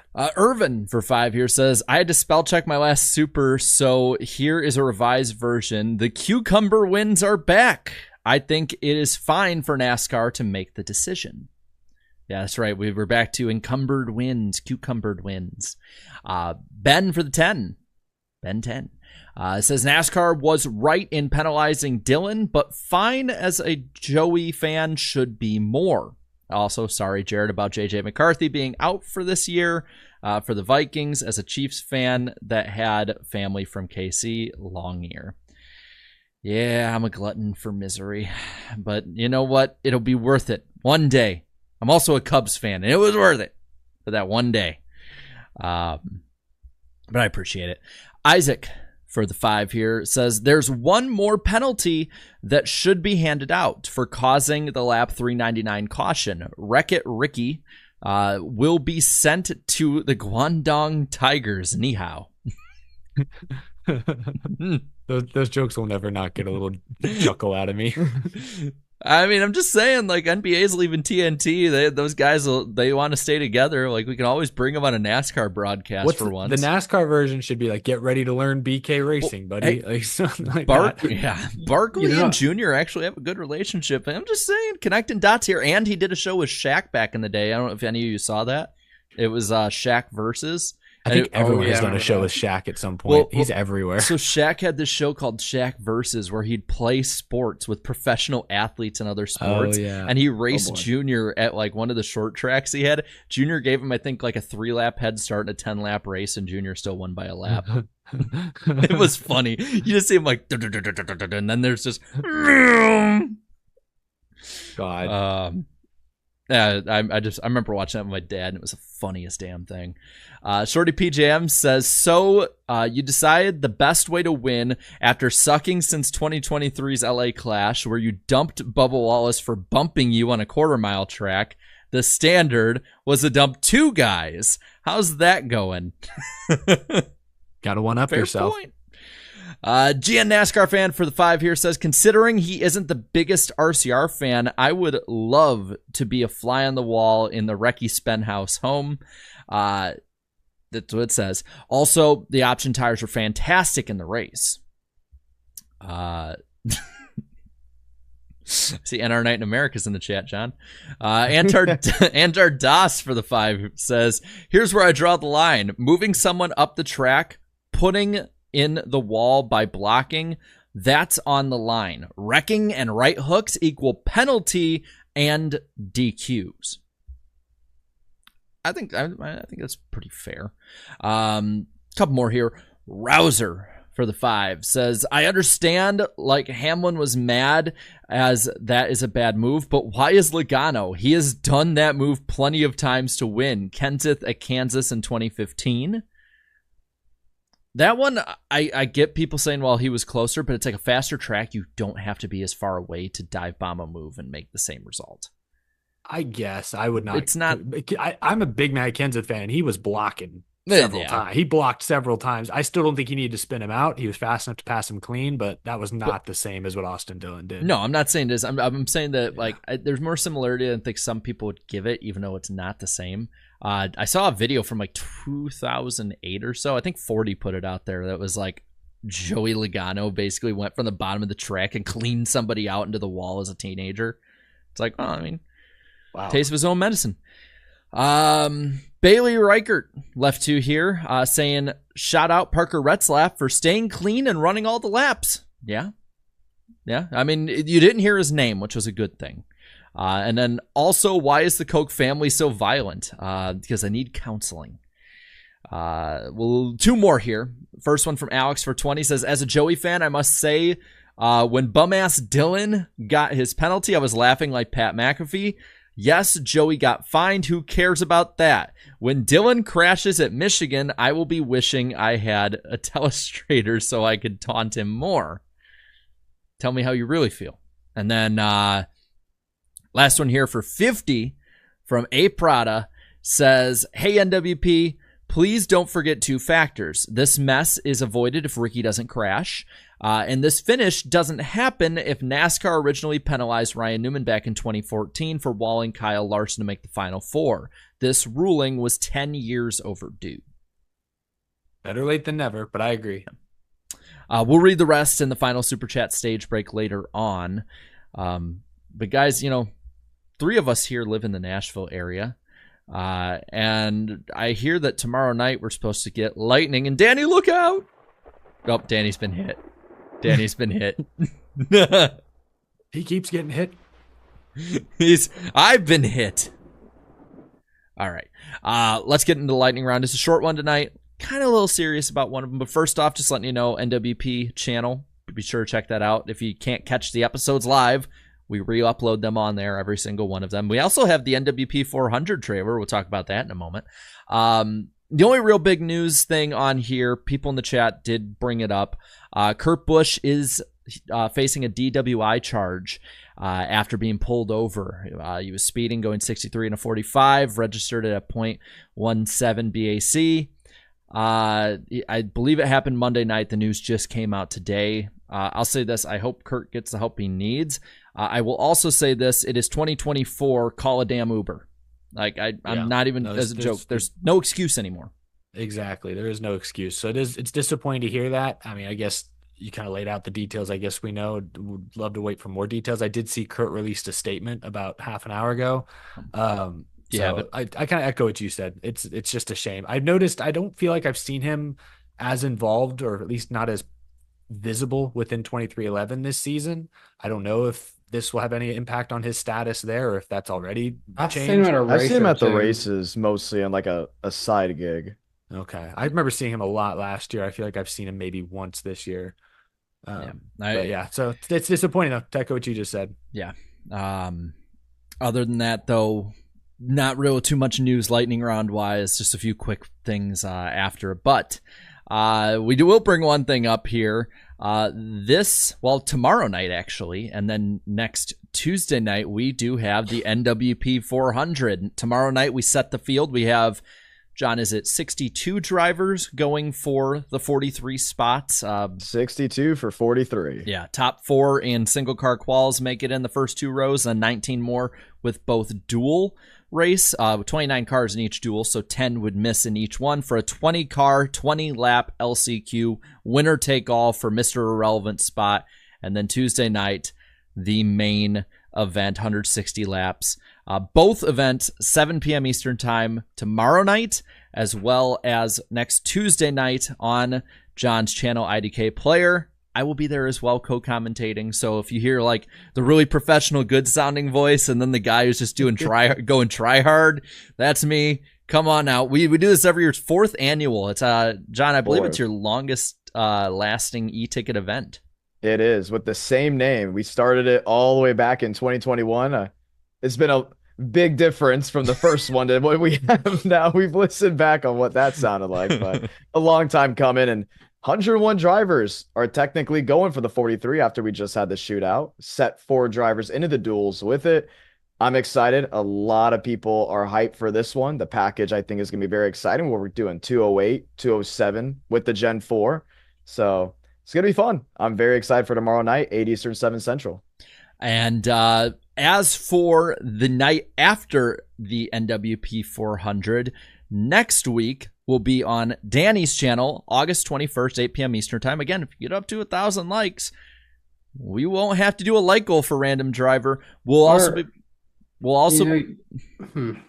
can't see you, so like if you say something, it's like a phone call right now because I was just gonna say, we usually have it like 400 on my channel. Should we actually say 900? I don't know. We'll take it too easy. Maybe if we get close, we'll have a lighter like goal. How about that? But the guest for next week is Auto Racing Analytics. He'll come on and break everything down for Daytona and the playoffs alike. Should be a lot of fun. We had him on earlier in the year, and it was a ton of fun. I believe heading into Kansas. So, hey, who knows? Maybe we're going to Darlington. Shades of 2003. Get another real close finish. Who knows? And Daytona, I should say. Either way. Just saying, getting close. But that'll cover it for the first half of the show here. Let's get into a few of the headlines for this week. A couple of them, I think we can probably be quick on a lot of these because they're not huge headlines necessarily. We had huger things to talk about in the actual race. Yeah. We did not bury the lead on this episode, I can tell you that. But the first one is Kyle Larson. A lot of times people think of Kyle Larson. They think of him as a driver who's kind of, low-key, doesn't really like talk too much shit out there. He kind of went off recently. I don't remember where I saw it. I just saw the quotes going around. But he said he could beat Max Verstappen in everything but an open wheel car. Said, quote, "No way Verstappen could get into a sprint car and win the Knoxville Nationals or the Chili Bowl. I think I would beat him in everything else." You can quote that. Again, we don't have much to break down here, but I'm sorry. I don't give an F Kyle Larson. I love it. Talk your shit, bro. Go for it. I want to hear the best guy out there who knows he's the best go out there because it just makes it more fun when either he wins or somebody inevitably beats him. I love it. It's good. And he's punching up. I mean, yeah. It's arguable whether Larson or Verstappen is better, but who's more famous, more successful worldwide? It's Verstappen. So, I mean, you keep Verstappen's name in your mouth. It's good for clicks, good for clout, good for debate. I like it. I love the confidence from, probably the most talented all-around driver NASCAR currently has. What would be the most even car we could put them in? I want to put a poll of an even car and then who would win. I know we have a heavily partisan NASCAR crowd here. Maybe like a prototype at Daytona, on the road course or something, maybe. I was going to say a GT3. Yeah, I worry that's a little too close to NASCAR, though, but definitely a road course would be fair. How about this? I'll just put who wins in an even car. Just because I don't want to alienate too many out there. And we'll put Larson or Max. Put them in a modified. Why don't just put them in an Indy car on an oval at this point? Because that's the one thing Larson said that any open wheel car Max would probably beat him in. But I mean, not on an modified oval. Is the perfect thing between open wheel and stock car racing. So good point, honestly. Yeah, modified on an oval. Let's see, let's do it. Send him to New Hampshire. Modified at Bristol. I don't know. Put him in a iRacing truck lobby at Talladega. How about that? MX5, Spec Miata, Martinsville. Call it a day. I'm not surprised that we have a very heavily NASCAR partisan crowd. I want to see this. I don't know if you have to make an Olympic sport. I don't know if you have back in the day, the Carl Edwards upset kind of deal. Oh, that should have been upset. They was just talking so smack because these stupid NASCAR drivers think they can handle him. I remember seeing that and just this is great. USA, NASCAR. We needed better social media back in that time because that Twitter would have been unhinged. Dude, I mean, that'd be the equivalent today of. Okay, that'd be the equivalent today, I'd say, of William Byron or Ryan Blaney beating Max. I would say, today, if you're looking at equivalents, thinking of that kind of upset. But I want to see this so bad. This is a shame. Why IROC hasn't taken back off again. Why SRX failed. I want to see this kind of crazy hypothetical thing, like in the, in December or something, after both seasons are done, maybe early January, and just see like the two best of the best, some of the best drivers ever go at it. But I had to point this out because everyone calls me a Hendrick hater because I want Hendrick drivers to like go out there and like talk shit and be themselves. This is what I mean. Like, I love this. More of this, please. Like, Kyle Larson, I don't know if you noticed the last 2 months on Twitter, that dude's been a menace, and I love it. Yep. It's good. Sorry, I had to say it because it's so damn fun to watch. There's some other more meaty subjects to talk about here, starting with schedules. Schedules starting to get pieced back together. Door Bumper Clear kind of let it slip that Xfinity Trucks and ARCA would be at the Rock, possibly Friday and Saturday of Easter weekend. There's been rumors swirling around about it. We've heard them. Others have heard them. It's like sort of like a badly kept secret, I think, at this point. But what do you guys think of lower series at the Rock? Chris Myers only said they wouldn't race Easter Sunday next year. Yeah, I don't hate it. I love it, actually. I've heard this for a while that they were going to be heading there at some point.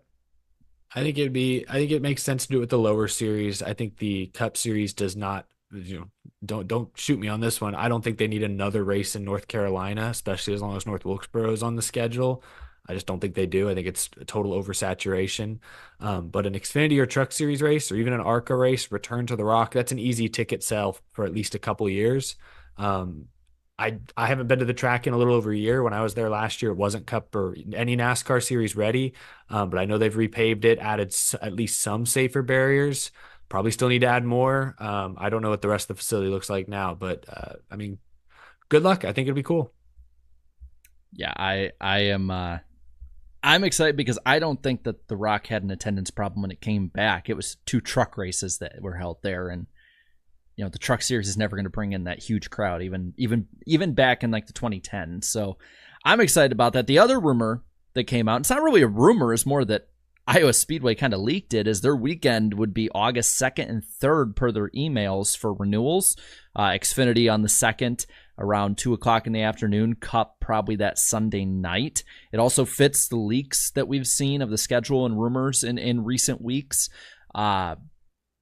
So I mean, that lines up also with starting back up on NBC Sports, too. That would be the first race back on NBC Sports similar to this year, even though they only have 14 next year. I don't know. Does that line up around the same time or the same weekend as the Knoxville Nationals? That's my only question here, because that would be bad planning. It might have for... I don't know. Someone in the chat who knows can tell us. Have they announced next year's Knoxville National schedules? I know they just happened, so it's I guess it's an early August thing. I will admit ignorance on not following too well, so I don't know off the top of my head. But some are saying they do, some are saying they might. That's just saying. Or the 360 Nationals I see in there. So I hope for Iowa's sake it's a good date. I'll just say that. I hope it's a Sunday night, because I thought that Sunday night this week, maybe an hour later start time, so there's actual night racing and not just twilight or whatever racing. But I mean, I think especially if they do the full repave and get this thing set up and have some more testing, it can be another good weekend. The other big thing was contract extensions. That was actually going to be probably the big storyline of the week before Austin Dillon decided to go kamikaze into turn 3 at Richmond. First one here, Daniel Suarez extended into 2025 for Trackhouse. Do we think this is just a 1 year and then he's got to find somewhere else? Yeah, well, he said his comments were interesting. He said it's a 1 year deal, and he said that it was a mutual decision between him and Trackhouse to make it a 1 year deal. But if performance improves and both sides agree, it could extend into a multi-year deal, supposedly. Like, there's framework for it to be extended. But again, he kept adding the stipulation of performance needs to improve. We're struggling right now. He said that. We only got one car in the playoffs right now. I guess Chastain is still technically out. He's lost the tiebreaker. So I don't know. It read weird to me, because in my head, I'm like, they say it's mutual this, mutual that. I like Daniel Suarez. I don't think there's a better team in Cup that's gonna come try to pick him up if he becomes available. Like if Trackhouse fired him tomorrow, who are the better teams than Trackhouse? Gibbs, they're not signing him. Hendrick, no. Penske, no. I mean Roush, no. Would who am I missing? 2311, no. So like that's what I mean. Like if I'm Daniel Suarez, you can frame it however you want. You can tell us, oh yeah, we both decided, Trackhouse is struggling too. I don't know if I want to stay here long term. Like you can say it all you want. This is the best opportunity you're gonna have. I'm sorry. Like he's got probably some funding. He has a decent resume. Fans like him, but he's not getting a better ride than the Trackhouse 99. Not with his current resume, and from what I understand, his current funding situation. So it tells me that especially Trackhouse doesn't have full faith in Daniel Suarez. That's what it tells me. So you'd say, I think we could probably say this is his last shot at being relevant in Cup, probably, unless there's a miracle. Like his worst enemy might be Connor Zilic. If he goes to Xfinity next year and wins 5 races as a rookie, I mean, watch out. Well, I don't think he's going to, but I'm just saying if he does go crazy in Xfinity next year, Daniel may get another 1-year deal, and that could be it. That could be best he's hoping for. This raises a few questions, though. There has not been I didn't even say rumors recently, but not any news about charters, whether it be the charter deal signed, whether it be Trackhouse buying one. Does this mean SVG possibly has to stay another year down in Xfinity, or they get that third one? And if not, is SVG the one knocking on his door? Because you're getting to a bottleneck here, especially if Zane Smith is still in the picture on this. It sounds like Zane could end up back at front row. I don't know if that's a loaner deal or if he's just straight up out of his Trackhouse contract. We'll see. But everyone seems to suggest, and I have no direct source on this, everyone seems to believe SVG is going to get that third seat if it becomes a thing. Like again, assuming they do get that charter. Has 2 charters for the time being. That one's just a part-time ride. So I don't know. Would you want to put SVG or Zane in a Colleague Cup car? I mean, basically just Zane maybe, but he like that's the thing is I don't know what his deal looks like. If the rumors are true and front row is interested in him, I'd go there. Oh my gosh, like if he's got that as an option, I would go there personally. Yeah. I mean, if it just depends on how much Trackhouse and Chevy want to keep him in the pipeline. Yeah. The other big one is Eric Jones inked a multi-year extension with Legacy Motor Club, staying in that 43 car. Poor guy. Didn't even let me ask the question. I'm not as down. You guys know me. I'm not as down on this team. Yeah, they're not good right now. I made a joke about their expense earlier. Like they're not good right now, but I still think in the next year, 2 years, they could be very good. Like it's going to take time. They're doing things the old-fashioned way. They're building up their own exclusive notebook, and it's going to take time. They didn't take the shortcut that 2311 did, just buying someone else's data. They're trying to do it themselves, and that is going to take time. So Eric Jones is talented. Toyota is capable of putting fast cars on track. So I think in due time, this will be a more competitive seat. So I don't hate this deal. It's consistency for Jones. It's stability for Jones. Like I don't hate this deal. I think it works for both parties. I'm just seeing a bunch of people just like free Jones. They must have dirt on him, all this stuff. It's like if he goes off in this deal and looks even remotely like he did in 22 speed wise and just gets better from there, like we could have so many people eating their words. Like any other thoughts though on the Trackhouse Legacy side of things? Because I think if they're able to build up around Eric Jones, like this is smart. If it's more of the same for 2 years, Jones better find somewhere better at that point, because it's like he's only 28.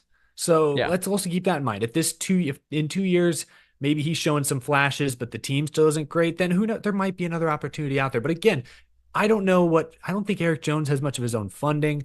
I like Eric Jones. He's not marketable. He's just not really. So really all he can give you is his talent behind the wheel. And we all think he's pretty good, but he hasn't shown us anything to suggest he's a future. Like the last time we saw him in a top ride, he missed the playoffs with Joe Gibbs Racing. Like his name is so unmarketable that when he went, I think he ran a race at Slinger as a established Cup guy, they gave him some random name on a news that wasn't even him. They didn't know what his name was. I mean, I'm looking, no disrespect, chat, but I see 3 people in the chat right now that are misspelling his first name. Oh man, that's rough. So his name is Eric Jones. To be fair, To be fair, I know a lot of Erics that I work with. I know Eric. I know an Eric with CK. There are drivers with ERIK. There's ARIC. Eric is a name of many names, and sometimes when I'm trying to talk to Eric Estep, my phone will correct it to the one I know with Eric with a CK. And I guess that's a good point. Maybe it's autocorrect doing people dirty, but the point still stands that he's not exactly a household name. No. I hope for his sake it does work out though, because he is a talented driver. It's just not worked out in any situation really. But that'll do it for the headline side of it, guys. Let's get to predictions and accountability on this. John, you've been on so many of the shows this year. You already know how this works. Yep. So as for predictions, each host has to make up to 3 NASCAR Motorsport show related predictions and keep track of them each week, right and wrong, yada, yada, yada, concise, all that, blah, blah, blah, blah, blah. As for me, I had to actually go to a smaller font this week because a lot came off the board. 4 right, 2 wrong.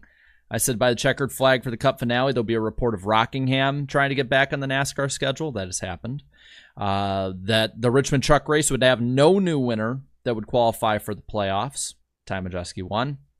Toyota would make up 4 of the top 8 at Richmond exactly. That's how it worked out. And that NASCAR would have some sort of sanctioned race on Easter weekend, and it's looking like that is well, that's not confirmed yet. Hold on. Then Jared. Not confirmed. Then I will put it question. If it goes wrong, I'll write it wrong. I'll put it down. Don't worry about it. Jumping the gun a little bit here. It's bad juju. Hey, nothing can be as bad as the Threes juju right now. Ben Kennedy is watching this show right now, and just because of that, he's gonna nope, scrap it. No there's Easter gonna be races. like a NASCAR roots race on Easter weekend. Jared's gonna be like, it counts. It's a NASCAR sanctioned race, isn't it? Hey, I'm just saying. NASCAR Road to Pro. There's going to be. We're not okay. Saturday. In the spirit of the prediction, we're counting it like not virtual. Right. I won't go that far. Though I did get these 2 wrong. I said Daniel Suarez's next contract would be a 2-year deal, and I said that no RCR card finished in the top 10 before the NASCAR playoffs at a non-super speedway. Oh man! To be fair, that caught us all off guard. To be fair, if he got DQ'd, I would have still been right. He earned outside top 10 points, I'm pretty sure. So that was pretty bold because I mean Kyle Busch could still get one. Yeah, that is bold. Yeah. I think at the time I was making the prediction off the case that Austin Dillon remains Austin Dillon and Kyle Busch remains 2024 Kyle Busch. Eric, 1 for 1 this week, said Ross Chastain would fall out of the playoffs at some point before the regular season ends. And correct me if I'm wrong in this because the damn names got me all confused, but you said the Richmond winner would be on the prime tires when they crossed the line. I believe that's not what happened. No, they were ended up on the soft. It was a bold. I was hedging my bets that the right. that the what's it called? The tires wouldn't be as stark of a contrast as they ended up being. Like I thought it'd be more than Wilkesboro was, but less than it turned out to be. So no. If they went green, you were right though. Right? Yeah. I guess that's probably true. If that final restart doesn't happen, I would have been right. You were 1 Ricky Stenhouse crash away. And then Ricky, he ruined everything. Danny, the only perfect one among us, said Daniel Suarez would get a contract extension with Trackhouse for 2025. So good on that, Danny. Prediction percentage at the moment, and I guess we can put maybe a asterisk next to my 40.82, though I think it's still around 40 anyway. Eric at 33.93 and Danny up into 30.77. I'm out of 20. Let's go. Hey, I'll just say this. We're doing better than a lot of people normally would. So just saying. But let's roll on into it. 3 predictions. We'll just go around the room here, starting with John, then me, then Eric, then Danny, then just do it 3 times like that. So John, lead us off. What is your first prediction? Give me anything show related, NASCAR, anything. So I'm going to be honest. This used to be a rumor 3 or 4 months ago that everyone thought for sure was going to happen. I don't think Bowman Gray is getting the Clash. There has not been any talk in the garage area recently about it. It has really died down. There will be a Clash. I think it's going to be at Daytona. Oh, that is bold move. I think they go back on the oval just because of Simplicity. simplicity for a year, and they're going to go somewhere else. But I do not think it's going to happen with Bowman Gray. They have done nothing with that track since the rumors started to get it NASCAR Cup Series ready. And we'll see you in North Carolina. Very interesting. Well, I'm going to go on one that's show related on this one. You know, we have the NWP duels tomorrow night, NWP 400 on Tuesday. There's a storyline that I'm going to be following very closely. A fellow Minnesota Vikings fan like myself, Braden Movick, has only made one of these events in the running. He finished 27th in 2021, I believe in a 5-points car, if my memory serves me right. This is my prediction. Write this down. Braden Movick will make the 2024 NWP 400. He will break the 3-year streak. Oh, if he's man. in the chat right now, I hope I put him on the spot. He is. He's messaging me as we speak. So Good luck. Is he the one driving the Canes car? Because that's one of my No, predictions. that's Xander no, McKinney. that would be Xander McKinney. Yeah, All right, okay. Eric He's got the predicted. McVice 42. Eric predicted that Xander would get a top 10, I believe. Right? Yeah, I went really bold. I went crazy. Well, my first prediction, I don't think Joey Logano or Denny Hamlin will wreck Austin Dillon this season. This regular season or this season? This season. I don't think there will be any contact between them that leads to a wreck. All right. Austin Hill will give RCR a break and not make somebody mad for something that he did in the race this weekend. Okay. He won't start. He won't be starting stuff. Okay. He won't be starting it. But he might finish it. He would finish it if you want to start it. Boom. I'm going to get bold because we're not in the playoffs. So this is considered bold. I'm going to say Tyler Reddick wins the championship this year, which is surprising, but I'm looking at what Logano did in 2018 and nobody was talking about him. Even though he's got one win, every time we have a finish, Reddick is just there in 5th, there in 7th, there in 2nd, there in 3rd. And I saw that he finished 7th at Phoenix, and I kind of like his consistency. Give me Tyler Reddick, 2024 champion. Just got a DM from him. He sent me the scheme. Show the people. If you make it, I'll show him this weekend. How about that? That's my deal. And it's my turn. So I'm going to say this. We will see a blown engine in the Cup race at Michigan. I won't say who. I won't be that specific, but I do think we'll see one. It's still rare to see blown engines in the modern day. So that's my prediction. I think we're going to see at least one Michigan high horsepower track. You're putting a lot of stress on those engines, and if the weather is iffy or anything like that, like it might be a little more stress. I believe, just like at Indianapolis, a Stewart-Haas driver will lead the most laps in the Xfinity race at Michigan. Similar super speedway style engine package. I still think he would be better suited in the office versus the driver's seat. So I will say Austin Dillon's win at Richmond, I hope it was worth it, but I think it'll be his final Cup Series win for at least the next 2 years for the end of 2026. I'm only going to go that far because I don't want to, fully hedge that on how long his career will go. I think it's fair enough. Be a hell of a trivia question one day. Austin Dillon's final win didn't really count. It was cucumbered. Yeah. Okay. I'd say come Daytona, we are going to see a playoff driver who is already in the playoffs leading into the event win the Coke Zero 400. I'm even willing to go off on a limb and say it's Denny Hamlin because we all know how good Hamlin is at Daytona, even though with the next gen, he has not done his due diligence of running up front and keeping it in one piece. But I've seen a lot of life at 2311 right now, and I believe Denny Hamlin will be that playoff eligible driver. That's very boring, but I could see it. All right.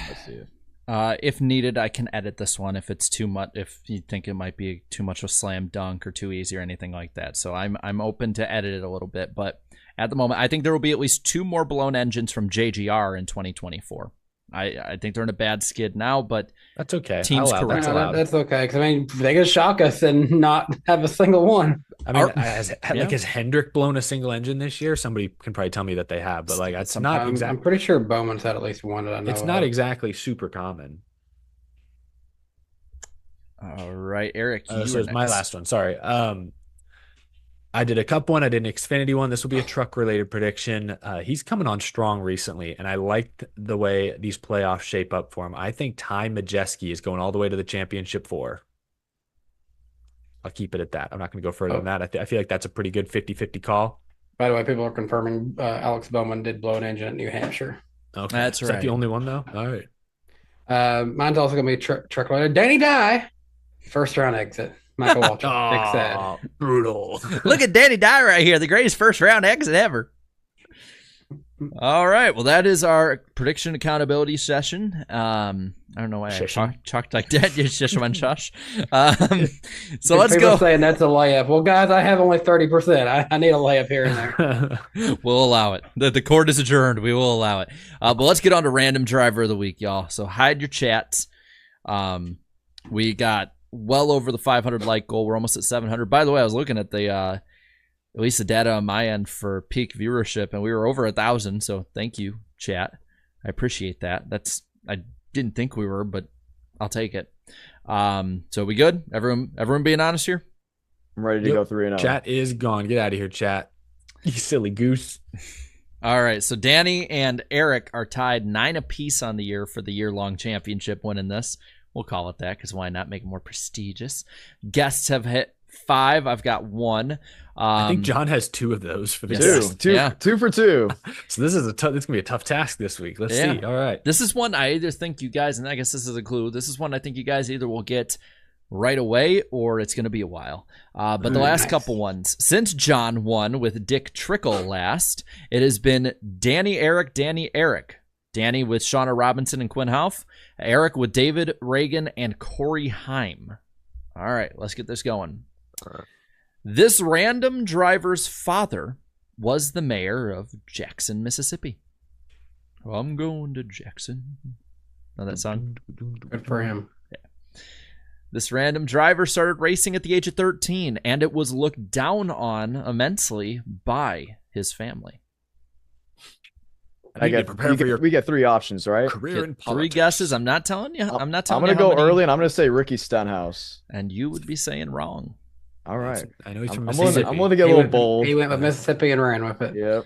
Yeah, that's fair. I'm not telling you how many. I'm not telling you how many clues we have either. This random driver won the International Karting Federation National Championship 6 times. What are you doing, buddy? That dog's scratching me. This random driver also won the 1978 Karting World Championship, and the driver this random driver beat was Ayrton Senna. What, in 1978? 78. Okay, so we got old school today. This random driver was the only American to win this title until 2015 when Logan Sargent did. So, pretty accomplished. This random driver was born in the year 1948, the year NASCAR was founded. Someone with someone who's older and has some IndyCar experience, it sounds like. This There's random race in NASCAR. This random driver had opportunities to jump over to F1, kart, and IMSA.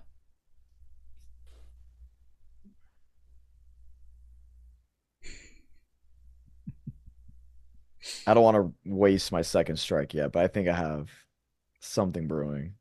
Humpy Wheeler was the one who talked this random driver into driving in NASCAR. As we got the dog on the screen. He's climbed onto my desk. I'll just go ahead and say it to get out of the way. AJ Foyt? Nope. Okay. So Eric has 3 guesses left, and Danny and John have 2 in the chamber still. This random driver's first start was in the 24 car.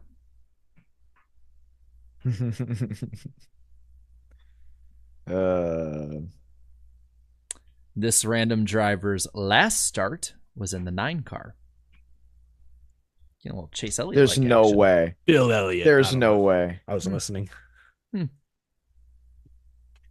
Does John know who it is? Yeah, you got a guess?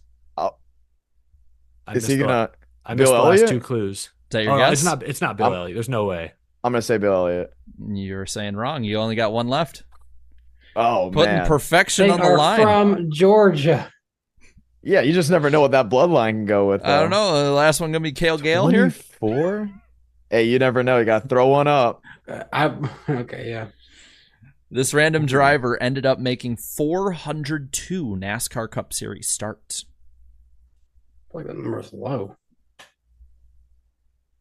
Enough to get a tweet on the NASCAR Twitter account. This random driver also drove 3 races for Yates in the 28 car. 3 races? Mm-hmm. Well, he is mad. Dog wants to chew on my pen, and he's mad. Danny and John paid the dog off to make sure Eric was not focused. He's a distraction. Cosmo, you're costing me. If I had Shokes in here, he would probably be biting me and whacking at my leg for attention too. This random driver drove for himself, Yates, and Bud Moore in the same season.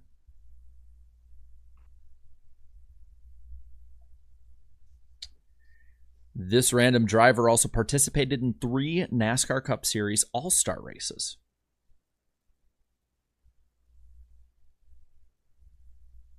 Dog is a little menace. No guesses from Yeah, I got no anybody? guess. I'm going to have to choke up on the bat on this one. I'm going to have to wait a little longer. Yeah, I've only heard like 70% of the clues, but I have nothing.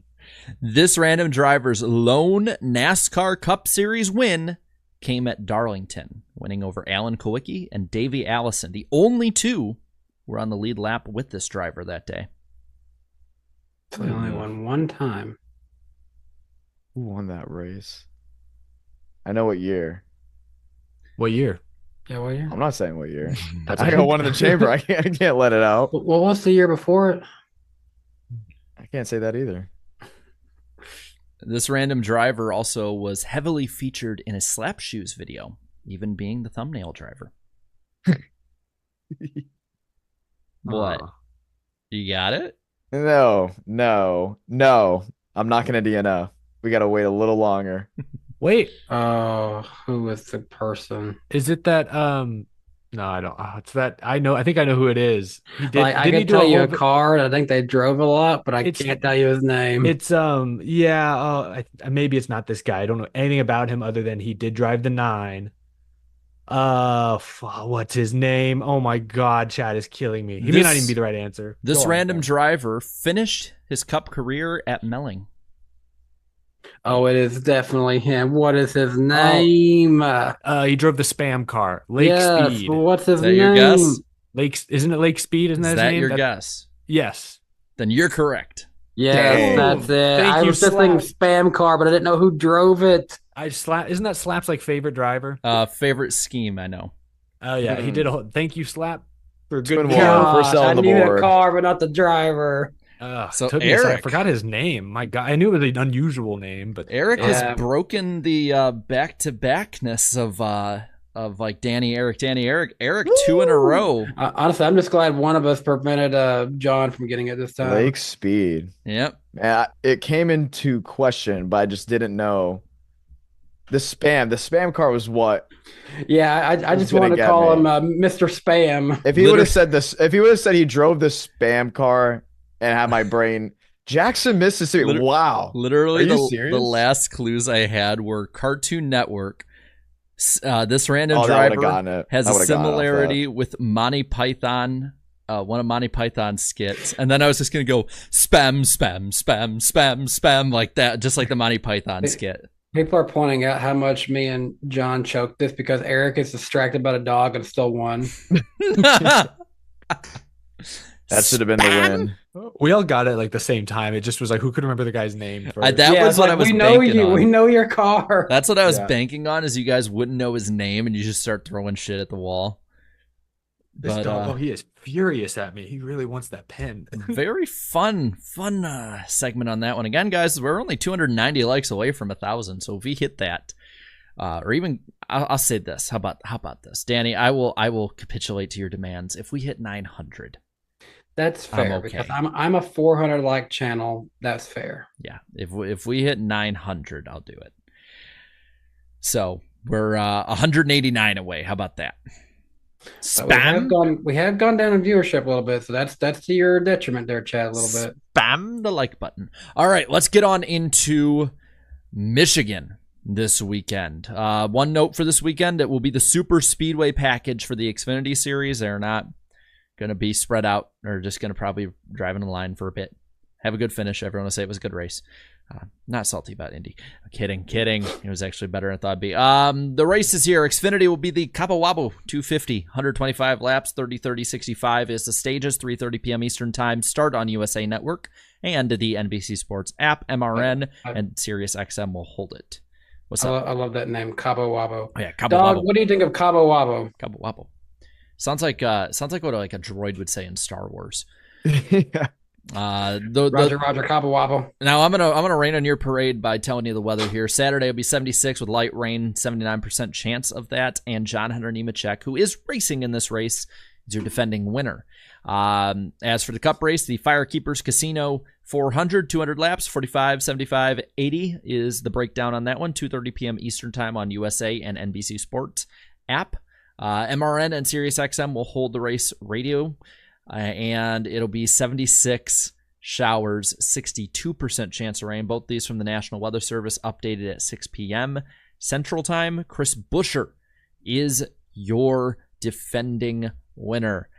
All right, guys, let's get to the pick points here.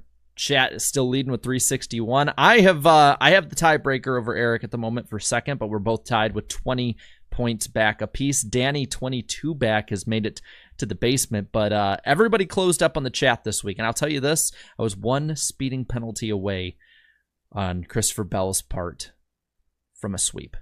I was so damn close. But I wasn't there. So let's get to the picks here. Xfinity. John, who's going to win the Xfinity race? I'm gonna go John Hunter Nemechek. I like Toyota there. I like John Hunter. I mean, he's defending winner. There's not much I can say heading into this race, so give me JH. Kind of figured you'd go with him, so that's why I had him number 2 for me. This kind of plays into one of my predictions earlier. I'm going with Austin Hill. He's not going to make anyone mad because he's just going to be out there and win the race. That means I get my free pick of my 2 favorites. I'm going to go with Cole Custer. Okay. Then I am going to go with my number 4 pick, and I will go Riley Herbst, which would be 2 in a row for Riley Herbst. Yeah. That'd be crazy. I know that. I wanted to go with Custer because I think an SHR car is going to win, but I don't feel confident picking Herbst twice in a row. So I'm glad I got Custer. I quickened our pace so much that I think they're still catching up, but I think they're going, I see 7-2. A lot of all guys. I'm saying a lot of 7. They're going Allgaier. Yeah, it's definitely 7. So chat gets Justin Allgaier. John, lead us off on the next round. Who's going to suck in Cup? I know someone's going to say it. I was going to say him, but I'm not going to say it. Let's go. You know what? Let's go Brad Keselowski. Let's get a little bold. I know this is his home track, but at the same time, all eyes should be on Chris Buescher. I think Buescher's going to be the better RFK driver this weekend. Yeah, I'm also not going to say the obvious answer, but I am going to pick on my boy. I don't think this is an Alex Bowman weekend, so he's my pick for that one. I'm going to go Chris Buescher, similar vein to John. Like Ford will be good here, and Buescher obviously won last year, but that means expectations are high and they're just not executing. Austin Dillon, because why the hell not? I'll take the low-hanging fruit. And then the chat, yeah, they're in the same vein as me. Austin Dillon is their pick to suck. So, dark horse, who you got?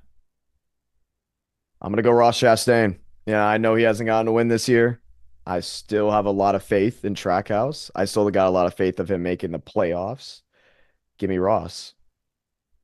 I'm going with Ty Gibbs. He's still got a lot to prove. He's trying to wrap up that playoff spot. He needs to have a good weekend. I'll go crazy here. He won at Auto Club last year. RCR just showed us something they haven't shown us all year. Why not Kyle Busch as a little sneaky dark horse? You never know. I'm going to go with somebody who's been fast in both races next-gen wise when it comes to Michigan. Didn't work out in the first year, but got top 10, I believe, last year. Daniel Suarez. I believe the chat might be saying Bubba. See a lot of 23s. It looks like they are. We're gonna give him Bubba Wallace, which leaves us to our win picks. Give me Kyle Larson. Going to be really safe this episode. He's already a winner at Michigan. He's been very strong. I like what I saw from Indy, and I know Indy's not very much like Michigan, but lengthwise, I think he's going to be a driver to watch for. And chat, I'm perfectly fine if you have him just as underdog, because I do have Bubba Wallace. That's my win pick this weekend. Ooh, and Damn. I will go with the other 2311 guy. Even if he doesn't win, I can count on him to be top 5. Tyler Reddick. I'm going to go with the guy who's been the most consistent when it comes to finishes. I believe 3rd both years. And he's pretty damn good still. Pretty good overall. I'm going to go with Denny Hamlin this week. I think Denny is somebody that everyone is overlooking heavily. In chat. Chat's pretty overwhelmingly Blaney, I think. I think it's Blaney seems to be where they're going. Some Keselowski's, but definitely It's a Blaney lot of now. Blaney. Yeah, that is Blaney if I've ever seen. So we'll give him Ryan Blaney as their pick. Good pick. Good picks across the board. Even the Bubba one. He's been good lately. That could This is a track that he's due for a win at Michigan. Wasn't he second here 2 years ago? Yes, he was. Yeah. And I'm genuinely surprised that nobody picked MTJ. And I'm also thinking there's something to the chat putting the most confidence in Bubba making it in that earlier. Danny's like, the chat's leading the pick point, so I'm going to use that as research. Write that down, Gary. Write that down. All right, let's get to the final super chat stage break of the night. There's a lot. So Maxime here for the Canadian 5 says, I have one question. If it was only 3 versus 22 and the 3 still did win, do we get that penalty for the 3, or is it because you add in the instant with the 11? I think that's probably. I think Hamlin made a big difference in that personally. Yeah. I think there's a good chance NASCAR would have let it go if it was just the Logano thing, although it's debatable. Ross Crash Stain for 5 says, right-brained people, Austin hooked Denny. Left-brained people, Denny came up. Me, an intellectual. Why would Ross Chastain do such a thing? Good callback. Richmond. It's Richmond, too. I like that. That's clever. That's a good callback. Bobby Blair for the 5 here says, what a calm, totally normal last 72 hours it's been in the world of NASCAR. Yes, very much so. Roberto left a 1 for super chat in the channel. I appreciate it, even though there's not a comment on there. And then we got Michael Waltrip for the 2 saying, Danny die. Danny die. Danny die. Sly Supersonic for the 20 here says, I honestly don't blame Austin Dillon. 2024 has been a terrible year for RCR. RCR's in turmoil right now with Kyle on his way out and Austin moving to management in a few years. I think RCR will wind up like Haas next year. Ooh, I think that's a little premature, but I am with them that I don't fully blame Austin Dillon for going for it. It's the format, it's what it rewards. I said it Sunday night that Austin Dillon did what he had to do in the sense of put NASCAR in the tough spot, because most of the time they don't make the tough call. They just sort of slap you on the wrist. I mean, see the spring Richmond race. Yeah. They didn't make any call. Yep. Napa fan 927 for the 2 says, playoffs have integrity since when? That is a bit of an opinion, but we'll roll integrity established 2024. Integrity. Welcome to Integrity Farms. Matthew for the, I believe, Australian 5 says, hopefully this makes Michael McDowell pull his head in. Okay. What? I don't know. I'm probably something I'm missing here. It's probably on my end. This problem. That joke went over my head. My head might be empty. Someone in the chat explain what that means. Twin Spinner for the 10 says, if NASCAR didn't penalize Austin Dillon, they'd, by extension, allow it to continue. And they wouldn't want to paint themselves into a box to deal with this if it happened again at Phoenix for the title. I agree. Sure. Yeah.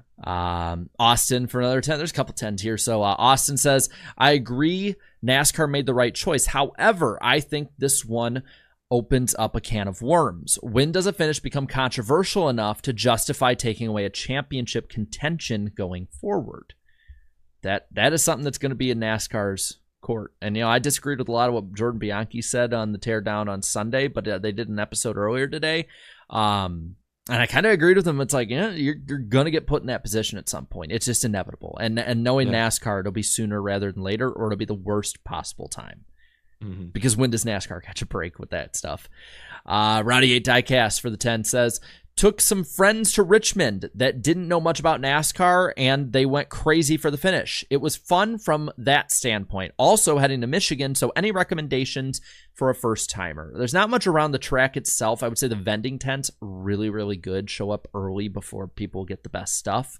But the vending tent area, really good across the street from the track at Michigan. Traffic is an issue. Get there early. That is it's been a problem since the 2000s. It was a problem in 21 when I was there. I'm sure it's still an issue 3 years later.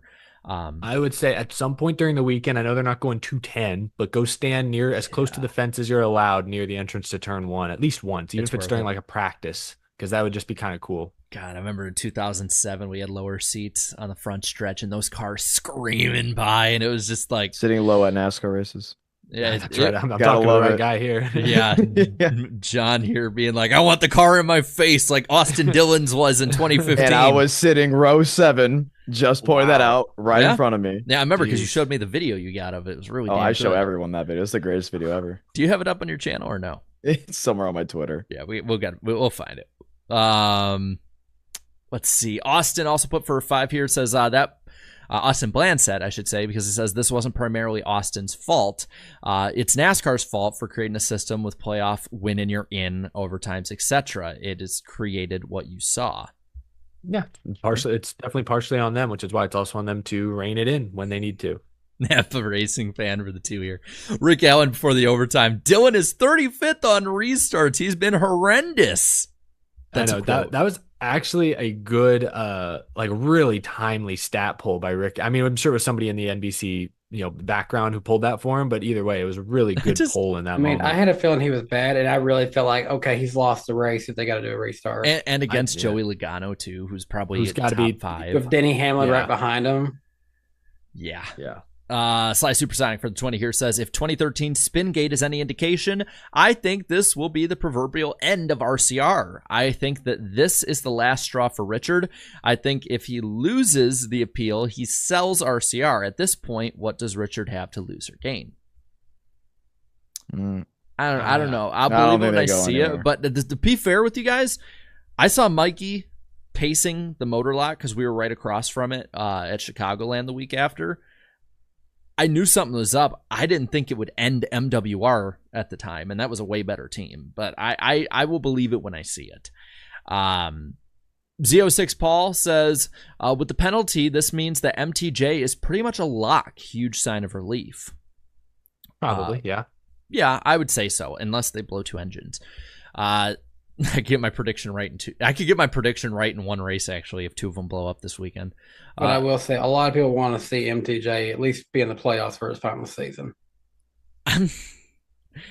CM, I appreciate the super chat. I'm not going to make fun of Kurt Busch, though.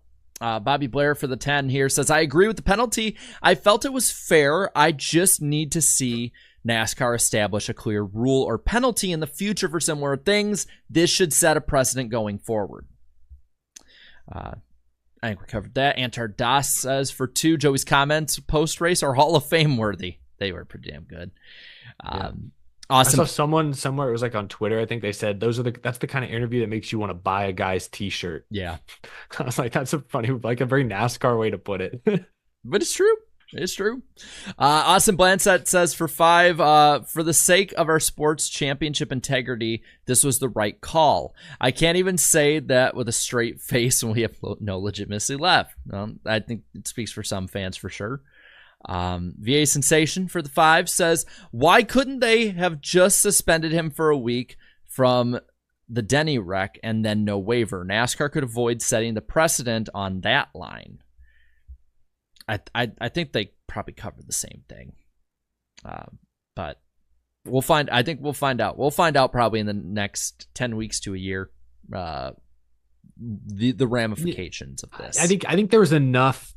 I mean, I had plenty of people telling me that Hamlin came up. Like there was enough of an excuse Austin Dillon could use. Hamlin got wrecked. Like it was Austin Dillon's fault ultimately, but you could make the argument that, it was they came together because there was already a crash like that. I think the reason they're not suspending him is because the right hook was not as I just think objectively it was not as explicit as when Bubba chased Larson to the apron or when Chase Elliott was going straight and then suddenly hung a left. Like it wasn't as blatant. The S&T makes it pretty clear that Dylan was mostly to blame, but it wasn't as cut and dry as those others. That's why I don't think he was suspended. No. Oh, I'm in the right. Okay, I didn't lose my spot. Napa Racing Fan 927 for the 5. Dale Jr. This is why we need to keep Richmond second date. We need short tracks. Don't go to Mexico. Too many road courses. Suarez, go to Mexico. And more road courses, I'm sure he's also saying. I was sorry, but Dale Jr. when he went on there and he's like, short tracks are dying. You can't get rid of Richmond. It's a staple of this sport. I'm like,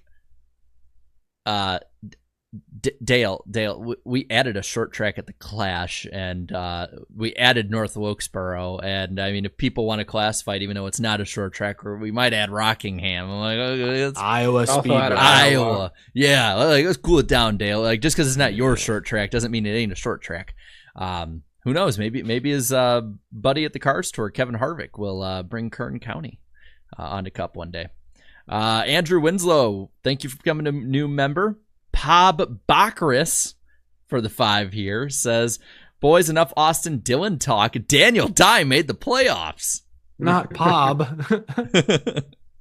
Ross Crastain, thank you for the 9-month member chat. When winning means everything, people do anything.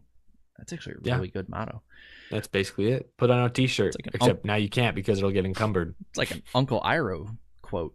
Wolfion0617 for the 10 says, I do not care how right you are to be angry. Threatening a child is absolutely never acceptable. As a parent myself, I'm extremely disappointed in Logano and NASCAR for such a light penalty. Ooh. I'm on your side with it, man.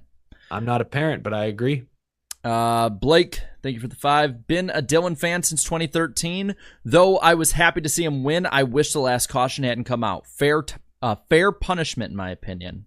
See, that I like when fans of a driver can step aside from that and just look at it honestly with it. Like I think that's really cool. I wouldn't have been able to do that as a Dale Jr. fan. I'm just being honest. I would have been frothing at the mouth. I respect the objectivity.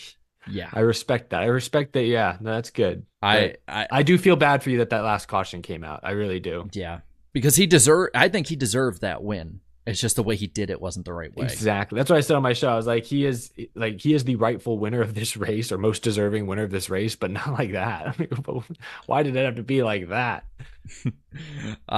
Twin Spinner says Jeff Gordon is added to the playoffs. I knew that one was going to be there. I was waiting for that notification. All right, now it's business. Like dislike for the 5 says, imagine the flag man waving the black flag while Dylan was in the middle of his burnout.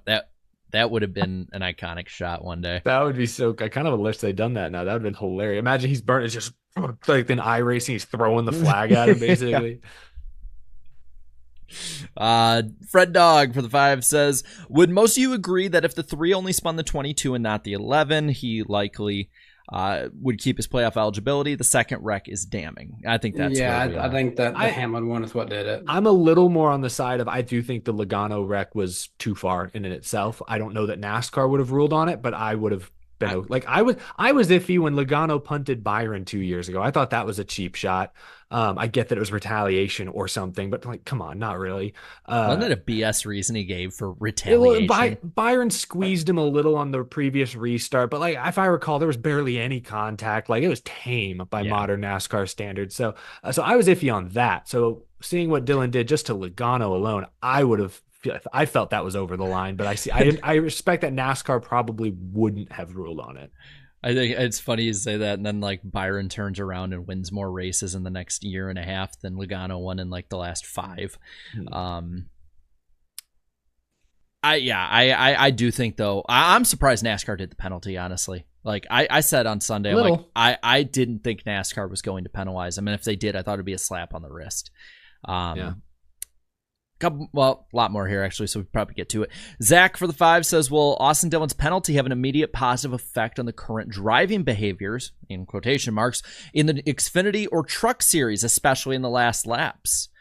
If NASCAR holds steady with this precedent, I think so. Because I don't know. I would say like It won't make it worse. I don't think it'll make it worse. I don't think you'll see more drivers trying to test NASCAR. I just think some of these drivers can't help themselves. I think we'll see the first one try, and if NASCAR is steady on this, get burned, and then that burn will sear itself into the truck series. That's what I'm hoping. Even in Xfinity and trucks, like, you know, did Corey Heim get a penalty for wrecking Hocevar at Phoenix? It's called what, Eric? Did they find him? Is it or anything stuck in a car door? Did they find him or anything after that? Because I mean, I'm trying to think. Like, wasn't there a truck race a couple years ago where like Stuart Friesen like KO'd some like Todd Gilliland on a final restart, and it was kind of ugly. And but I'm like Ty Gibbs wrecking Brandon Jones. To me, that was bad, but that wasn't as blatant as what Austin Dillon did. So like I don't even know. Like we haven't like what Austin Dillon did was arguably worse than what we've seen in any truck or Xfinity race the last few years. So it's like I don't even know. Has anyone gotten to that threshold yet? If they haven't, I don't see them getting there now. I think this, if anything, will scare some of these guys a little more straight. Okay, I can read. Hold on. I hate that I'm laughing while you're making actually a really good point. I looked at the next super chat.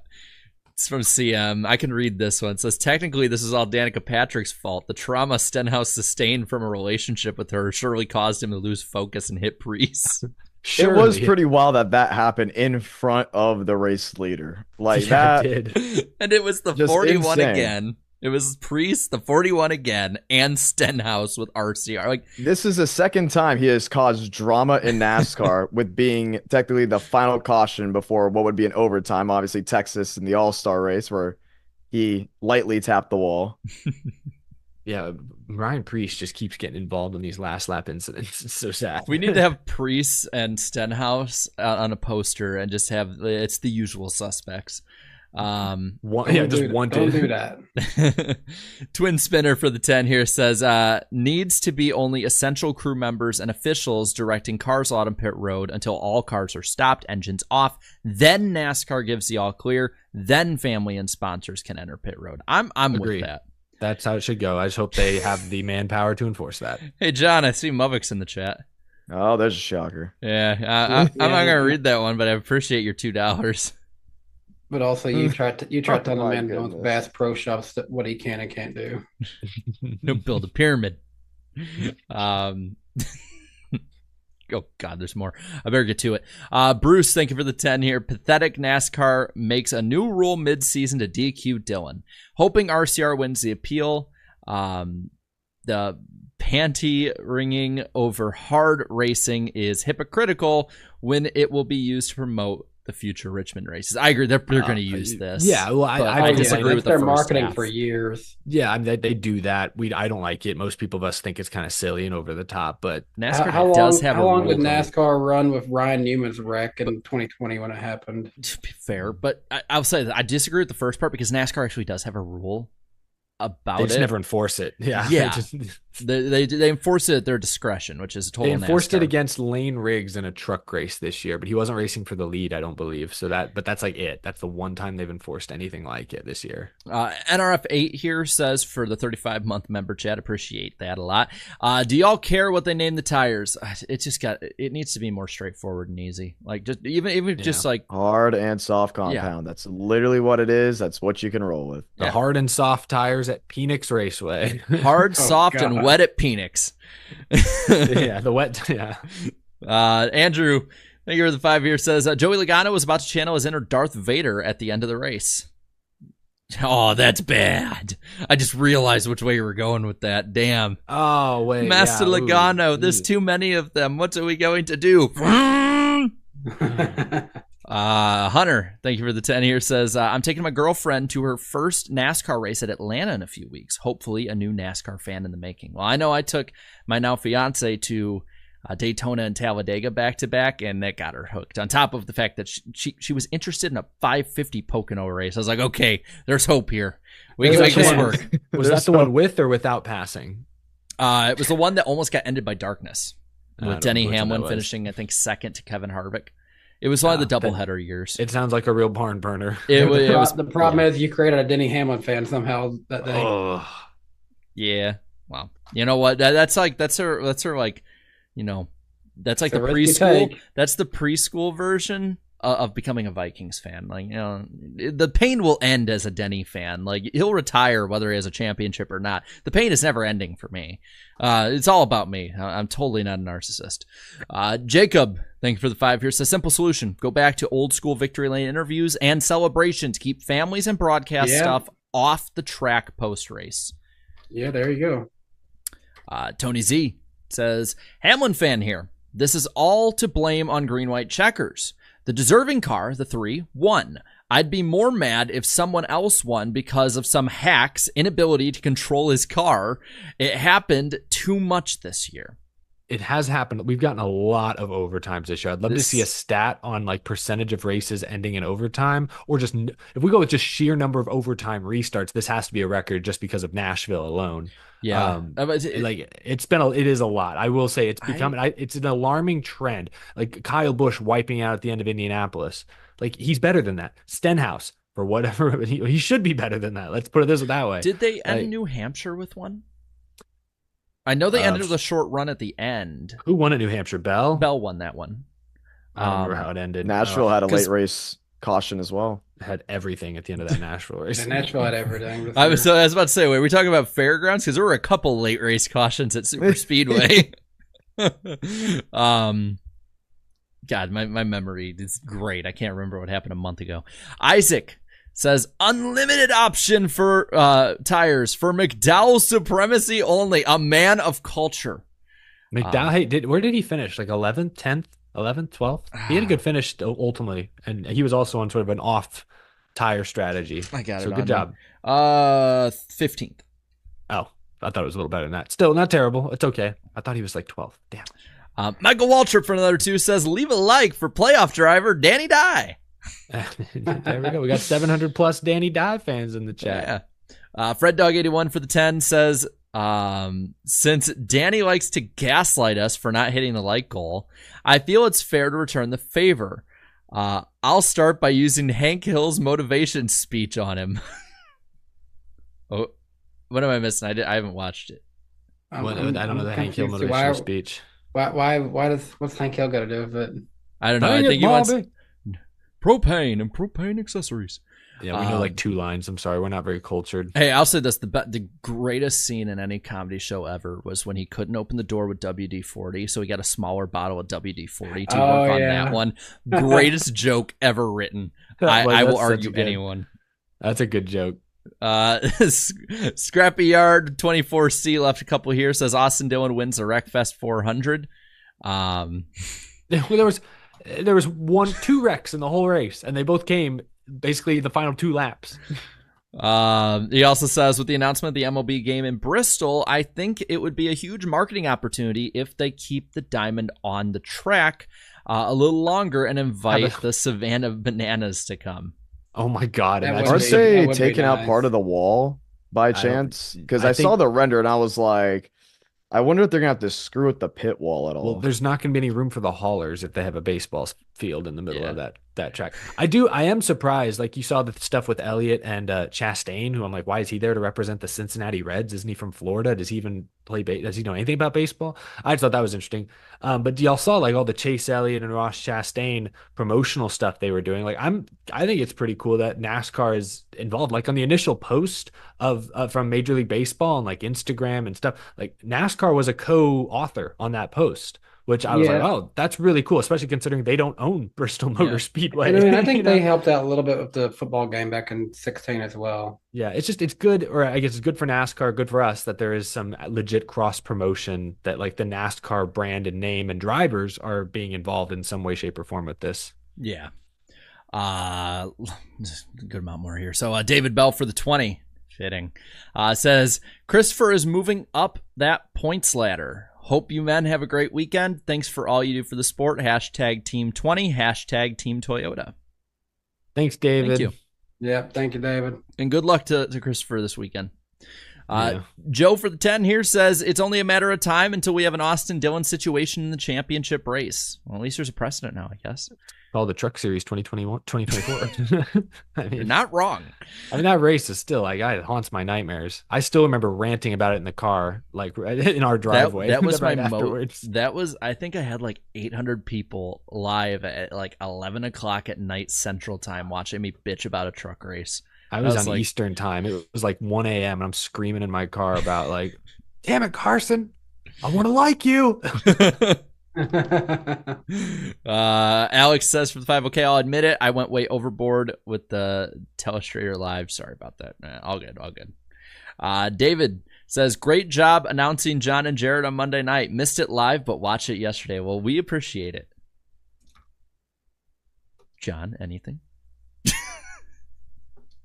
Hope you come out Thursday. That's what counts. Right there, the duels. Tomorrow night, yep, and then Tuesday. Eric and Danny will be in the chat, so you can ask them questions and ask them about the Canes car. Yeah, my man. Eric want to go Sacred for Kitty. Twin spinner for the 2 years says Larson Verstappen in Baja Trophy trucks. I'd be down. Go for it. Fred Dog 81 for the 5 says Kyle versus Max will end like many Kyle races, him dominating but grabbing defeat from the jaws of victory. Yeah, just don't ask him to like enter pit road at Homestead and we're good. Yeah. Nas Carson with a couple here says, hey, NWP guys and Ramus. Richmond trucks, awesome racing in Rex. Wish I could have been there instead of the Cup race. Cup in person, so boring with no Rex until the final laps with an awful finish. Well, Rex don't make a race good. They can be good, but yeah. And then says, hey, NWP guys, Iceberg. Infield access was awesome. Seeing all the Cup cars in the garage for the race. Couldn't find the merchandise outside the race track like you told me. And they might have moved it. I know they had it like across the street, like an abandoned gas station last time I was there. So I don't. Yeah, it was something. But I'm glad you had fun for the most part. CM for the 5 here says, you know, I'm not going to read that, but I appreciate it. Nas Carson for another one here says twice tonight from them. Yeah, they're trying to be funny bunnies. Nas Carson, hate people who try to be funny. And no, we're a serious podcast. We're only we 120. need to have super professional men like John Ramus. Gotta bring a polo.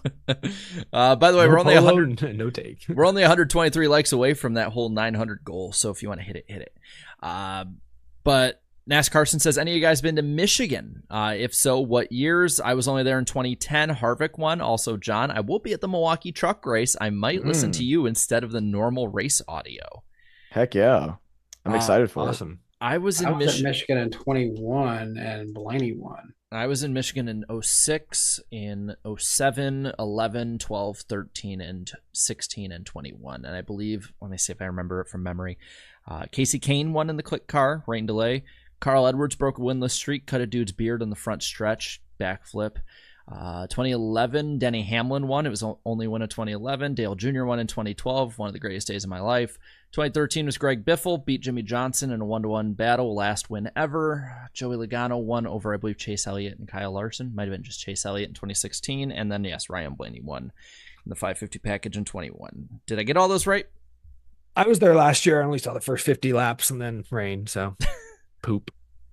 Great follow-up. I might be at Michigan this Sunday. Depends on how the weather plays out this entire weekend. It gonna rain. I know. Yeah. So Austin for another 2 here says, I got Lake Speed first because I'm from Mississippi. Nice. There you go. Bailey left 2 more here, says Riley Herbst goes back-to-back this weekend. Most feared scheme to me, the 18 NOS Xfinity car. Most feared scheme, that's the most feared scheme ever. Like, come on. I don't even have to say it. Like, look at it. All ripped up on the side, donut on the other side. Like, that's tough to beat. Dale Earnhardt. I mean, the only thing I can think of, like, drivers would move out of the way just so they didn't get moved out of the way. Like, that's the most feared scheme ever. NASCARson for another 5 says, can't wait for Talladega fall 2025 or in fall of 2025. I saw Jordan Bianchi at Richmond. He says he knew about that race for months this year. I would not be surprised that he'd know that. By the way, we're only almost 100 away from 900. Damn. Alessandro for the 5 says, glad with NASCAR's decision ruling regarding the Austin Dillon drama. Also, Cosmo won't leave Eric alone tonight. He's finally laying down half asleep, but boy, he's been grabby, just trying to grab everything on my desk. Fred Dog for the 5 says, I'm just glad the great chicken fight last week didn't destroy the friendship between you guys. I was really worried for a while there. Oh no, it's trashed. Don't let the show fool you. We hate each other now. Honestly, we're only here just like out of obligation at this point. We have nothing better to do on our Wednesday. I signed night. a contract and I need money, so I can't hold out. Yeah, only here so I don't get fined. Yeah. I'm a trained YouTuber now. What am I doing here? Movement for the 2 says, anyone going to Kansas? So I know I am for sure. We might have some others going. Not sure yet. Maybe. Though. I actually just heard either a really loud horn or a train, Danny. He's out. I don't Run. Find me. I don't care. Gavin, thank you for the 25-month member chat. Any surprise round 1 exit predictions? I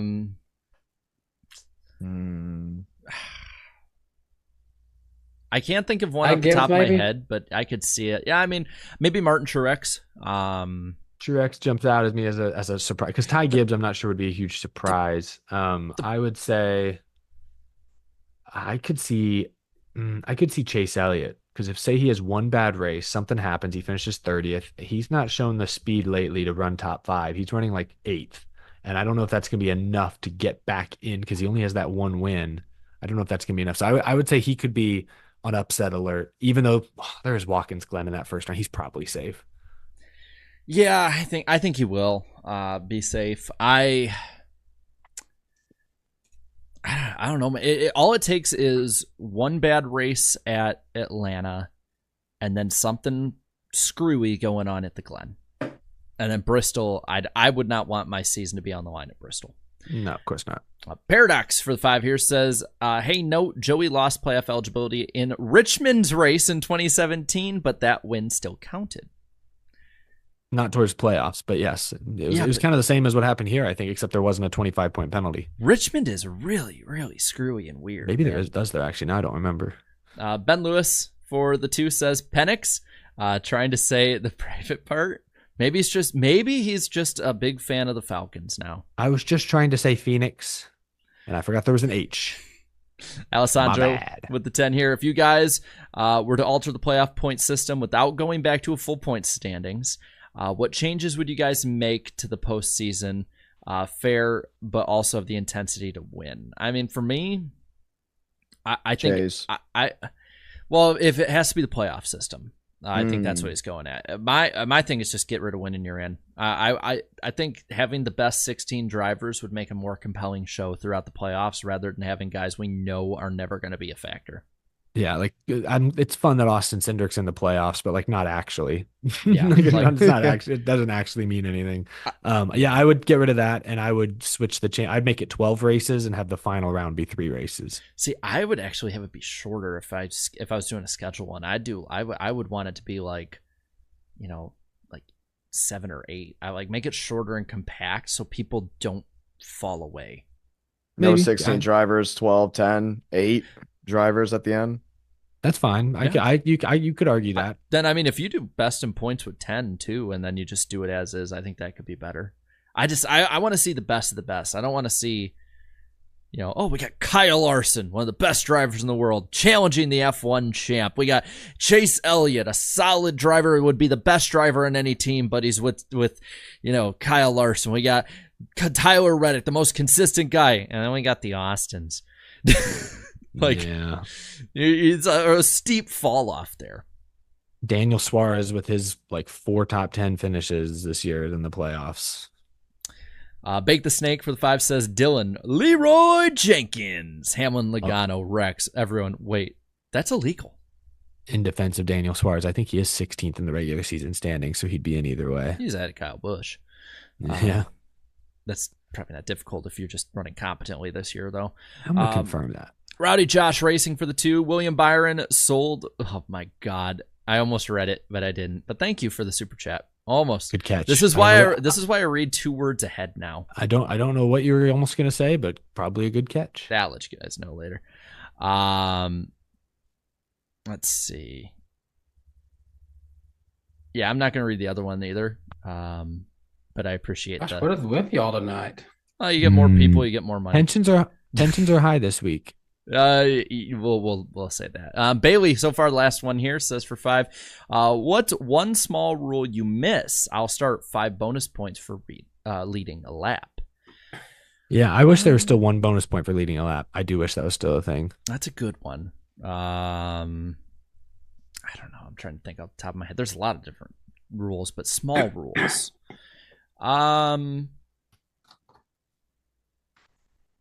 Personally, especially now that you have so much wave around rules, I think it'd be fine if you got rid of the lucky dog, because there's so many opportunities to get back on the lead lap nowadays that I feel like the need for it is past, because you also fixed one of the bigger problems from before. I get that. I don't mind having it because it does still create some interesting things to follow mid-pack. I don't know that I would change it, but you're right that it's not as necessary as it once was with stages. Yeah, I saw NASCAR like a couple years ago being like, this is the most amount of lead lap finishers we've had in a season after last year was, or something like that. It's like, maybe late 2010s, early 2020s. I'm like, well, yeah. That's a good point. You let more people on the lead lap now. Like, yeah, that's a good point. Yeah, I didn't even think about that at the time. Like, of course there's going to be more people finishing there. You hand it out like candy. But, would you count no yellow line rule as a small rule or a big one? Because I feel like that's a really big one. That's a massive rule. That completely changed the dynamic of super speedway racing. But I wouldn't get rid of it necessarily. I would. There's no data to show that it actually made things safer. Yeah, maybe you're right. And I appreciate that super chat from Just a Corvette guy. Says, makes a joke about Freddie Fazbear. Doesn't read it. Imagine. Anything that might be over the line, I'm not going to go overboard and read it. I'm just saying now. We do have to be careful here. Yeah. We are on the internet. We're on YouTube. The internet is forever. Big Brother is always watching us. We're on YouTube. It's hard to be unproblematic on YouTube, as the world has been finding out over the last few months. Yeah. I planted 500 trees here in Missouri. Ignore the other stuff in the background. Nice little Meat Canyon video. I actually watched that today, and it was like kind of scary how relevant it was. But anyway, I'm just stalling at this point. Thank you guys for coming on in tonight. Thank you, John, for coming on the show. And now you're going to have to deal with me yapping next to you for Thursday and Tuesday. But work has already been started during the super chat segment. I'm getting ready for tomorrow. See, I'm like, either John is working or he's sleeping. Either way. Oh no, a lot of things. It takes hours to prepare for duels. So yeah. And much respect to you for it. So be sure to watch John's channel. The @IDK player down below will lead you right to his channel. Be sure to subscribe. I'll be there. John and I will be in the booth. Eric and Danny will be in the chat, especially for the main event for sure. But yeah, guys, what a fun show. What a fun week. What a long show for such a slow news week. And wow. Whew. I'm sorry, it's hot in here, man. I turned the AC off, so it's like 80 in here. Why would you do that? What the? Because we have the technology, Jarrett. It messes with my mic. I need everything in a. I think that's in your head. I think I've heard your mic. That thing is compressed. There's no way that your air conditioning is making that. And big it was difference. Chirping this past week too. So that was not the air conditioning. I'm not gonna mess with it. I'm not gonna mess with it. But thank you everybody for watching. The paint is going to peel behind him. Thank you, Bobby Blair, for saying for the 5, saying, where do y'all see Austin Dillon in the next 3 years? I think he's a part-time driver with a competition role at RCR. Ooh. It could happen. That's similar to a prediction Danny made. I think he'll still be there then for the next year or two, but one day maybe. But that's going to do it, guys. Thank you guys so much for coming on out. We will see you next week. Where's it at? On Danny B's channel. August 21st, 8 p.m. Eastern Time. Day after the NWP 400. Big week big speed week coming up. So thank you guys for coming out, and we will see you later. Bye. See ya. Goodbye. Wouldn't want to be ya. Drivers!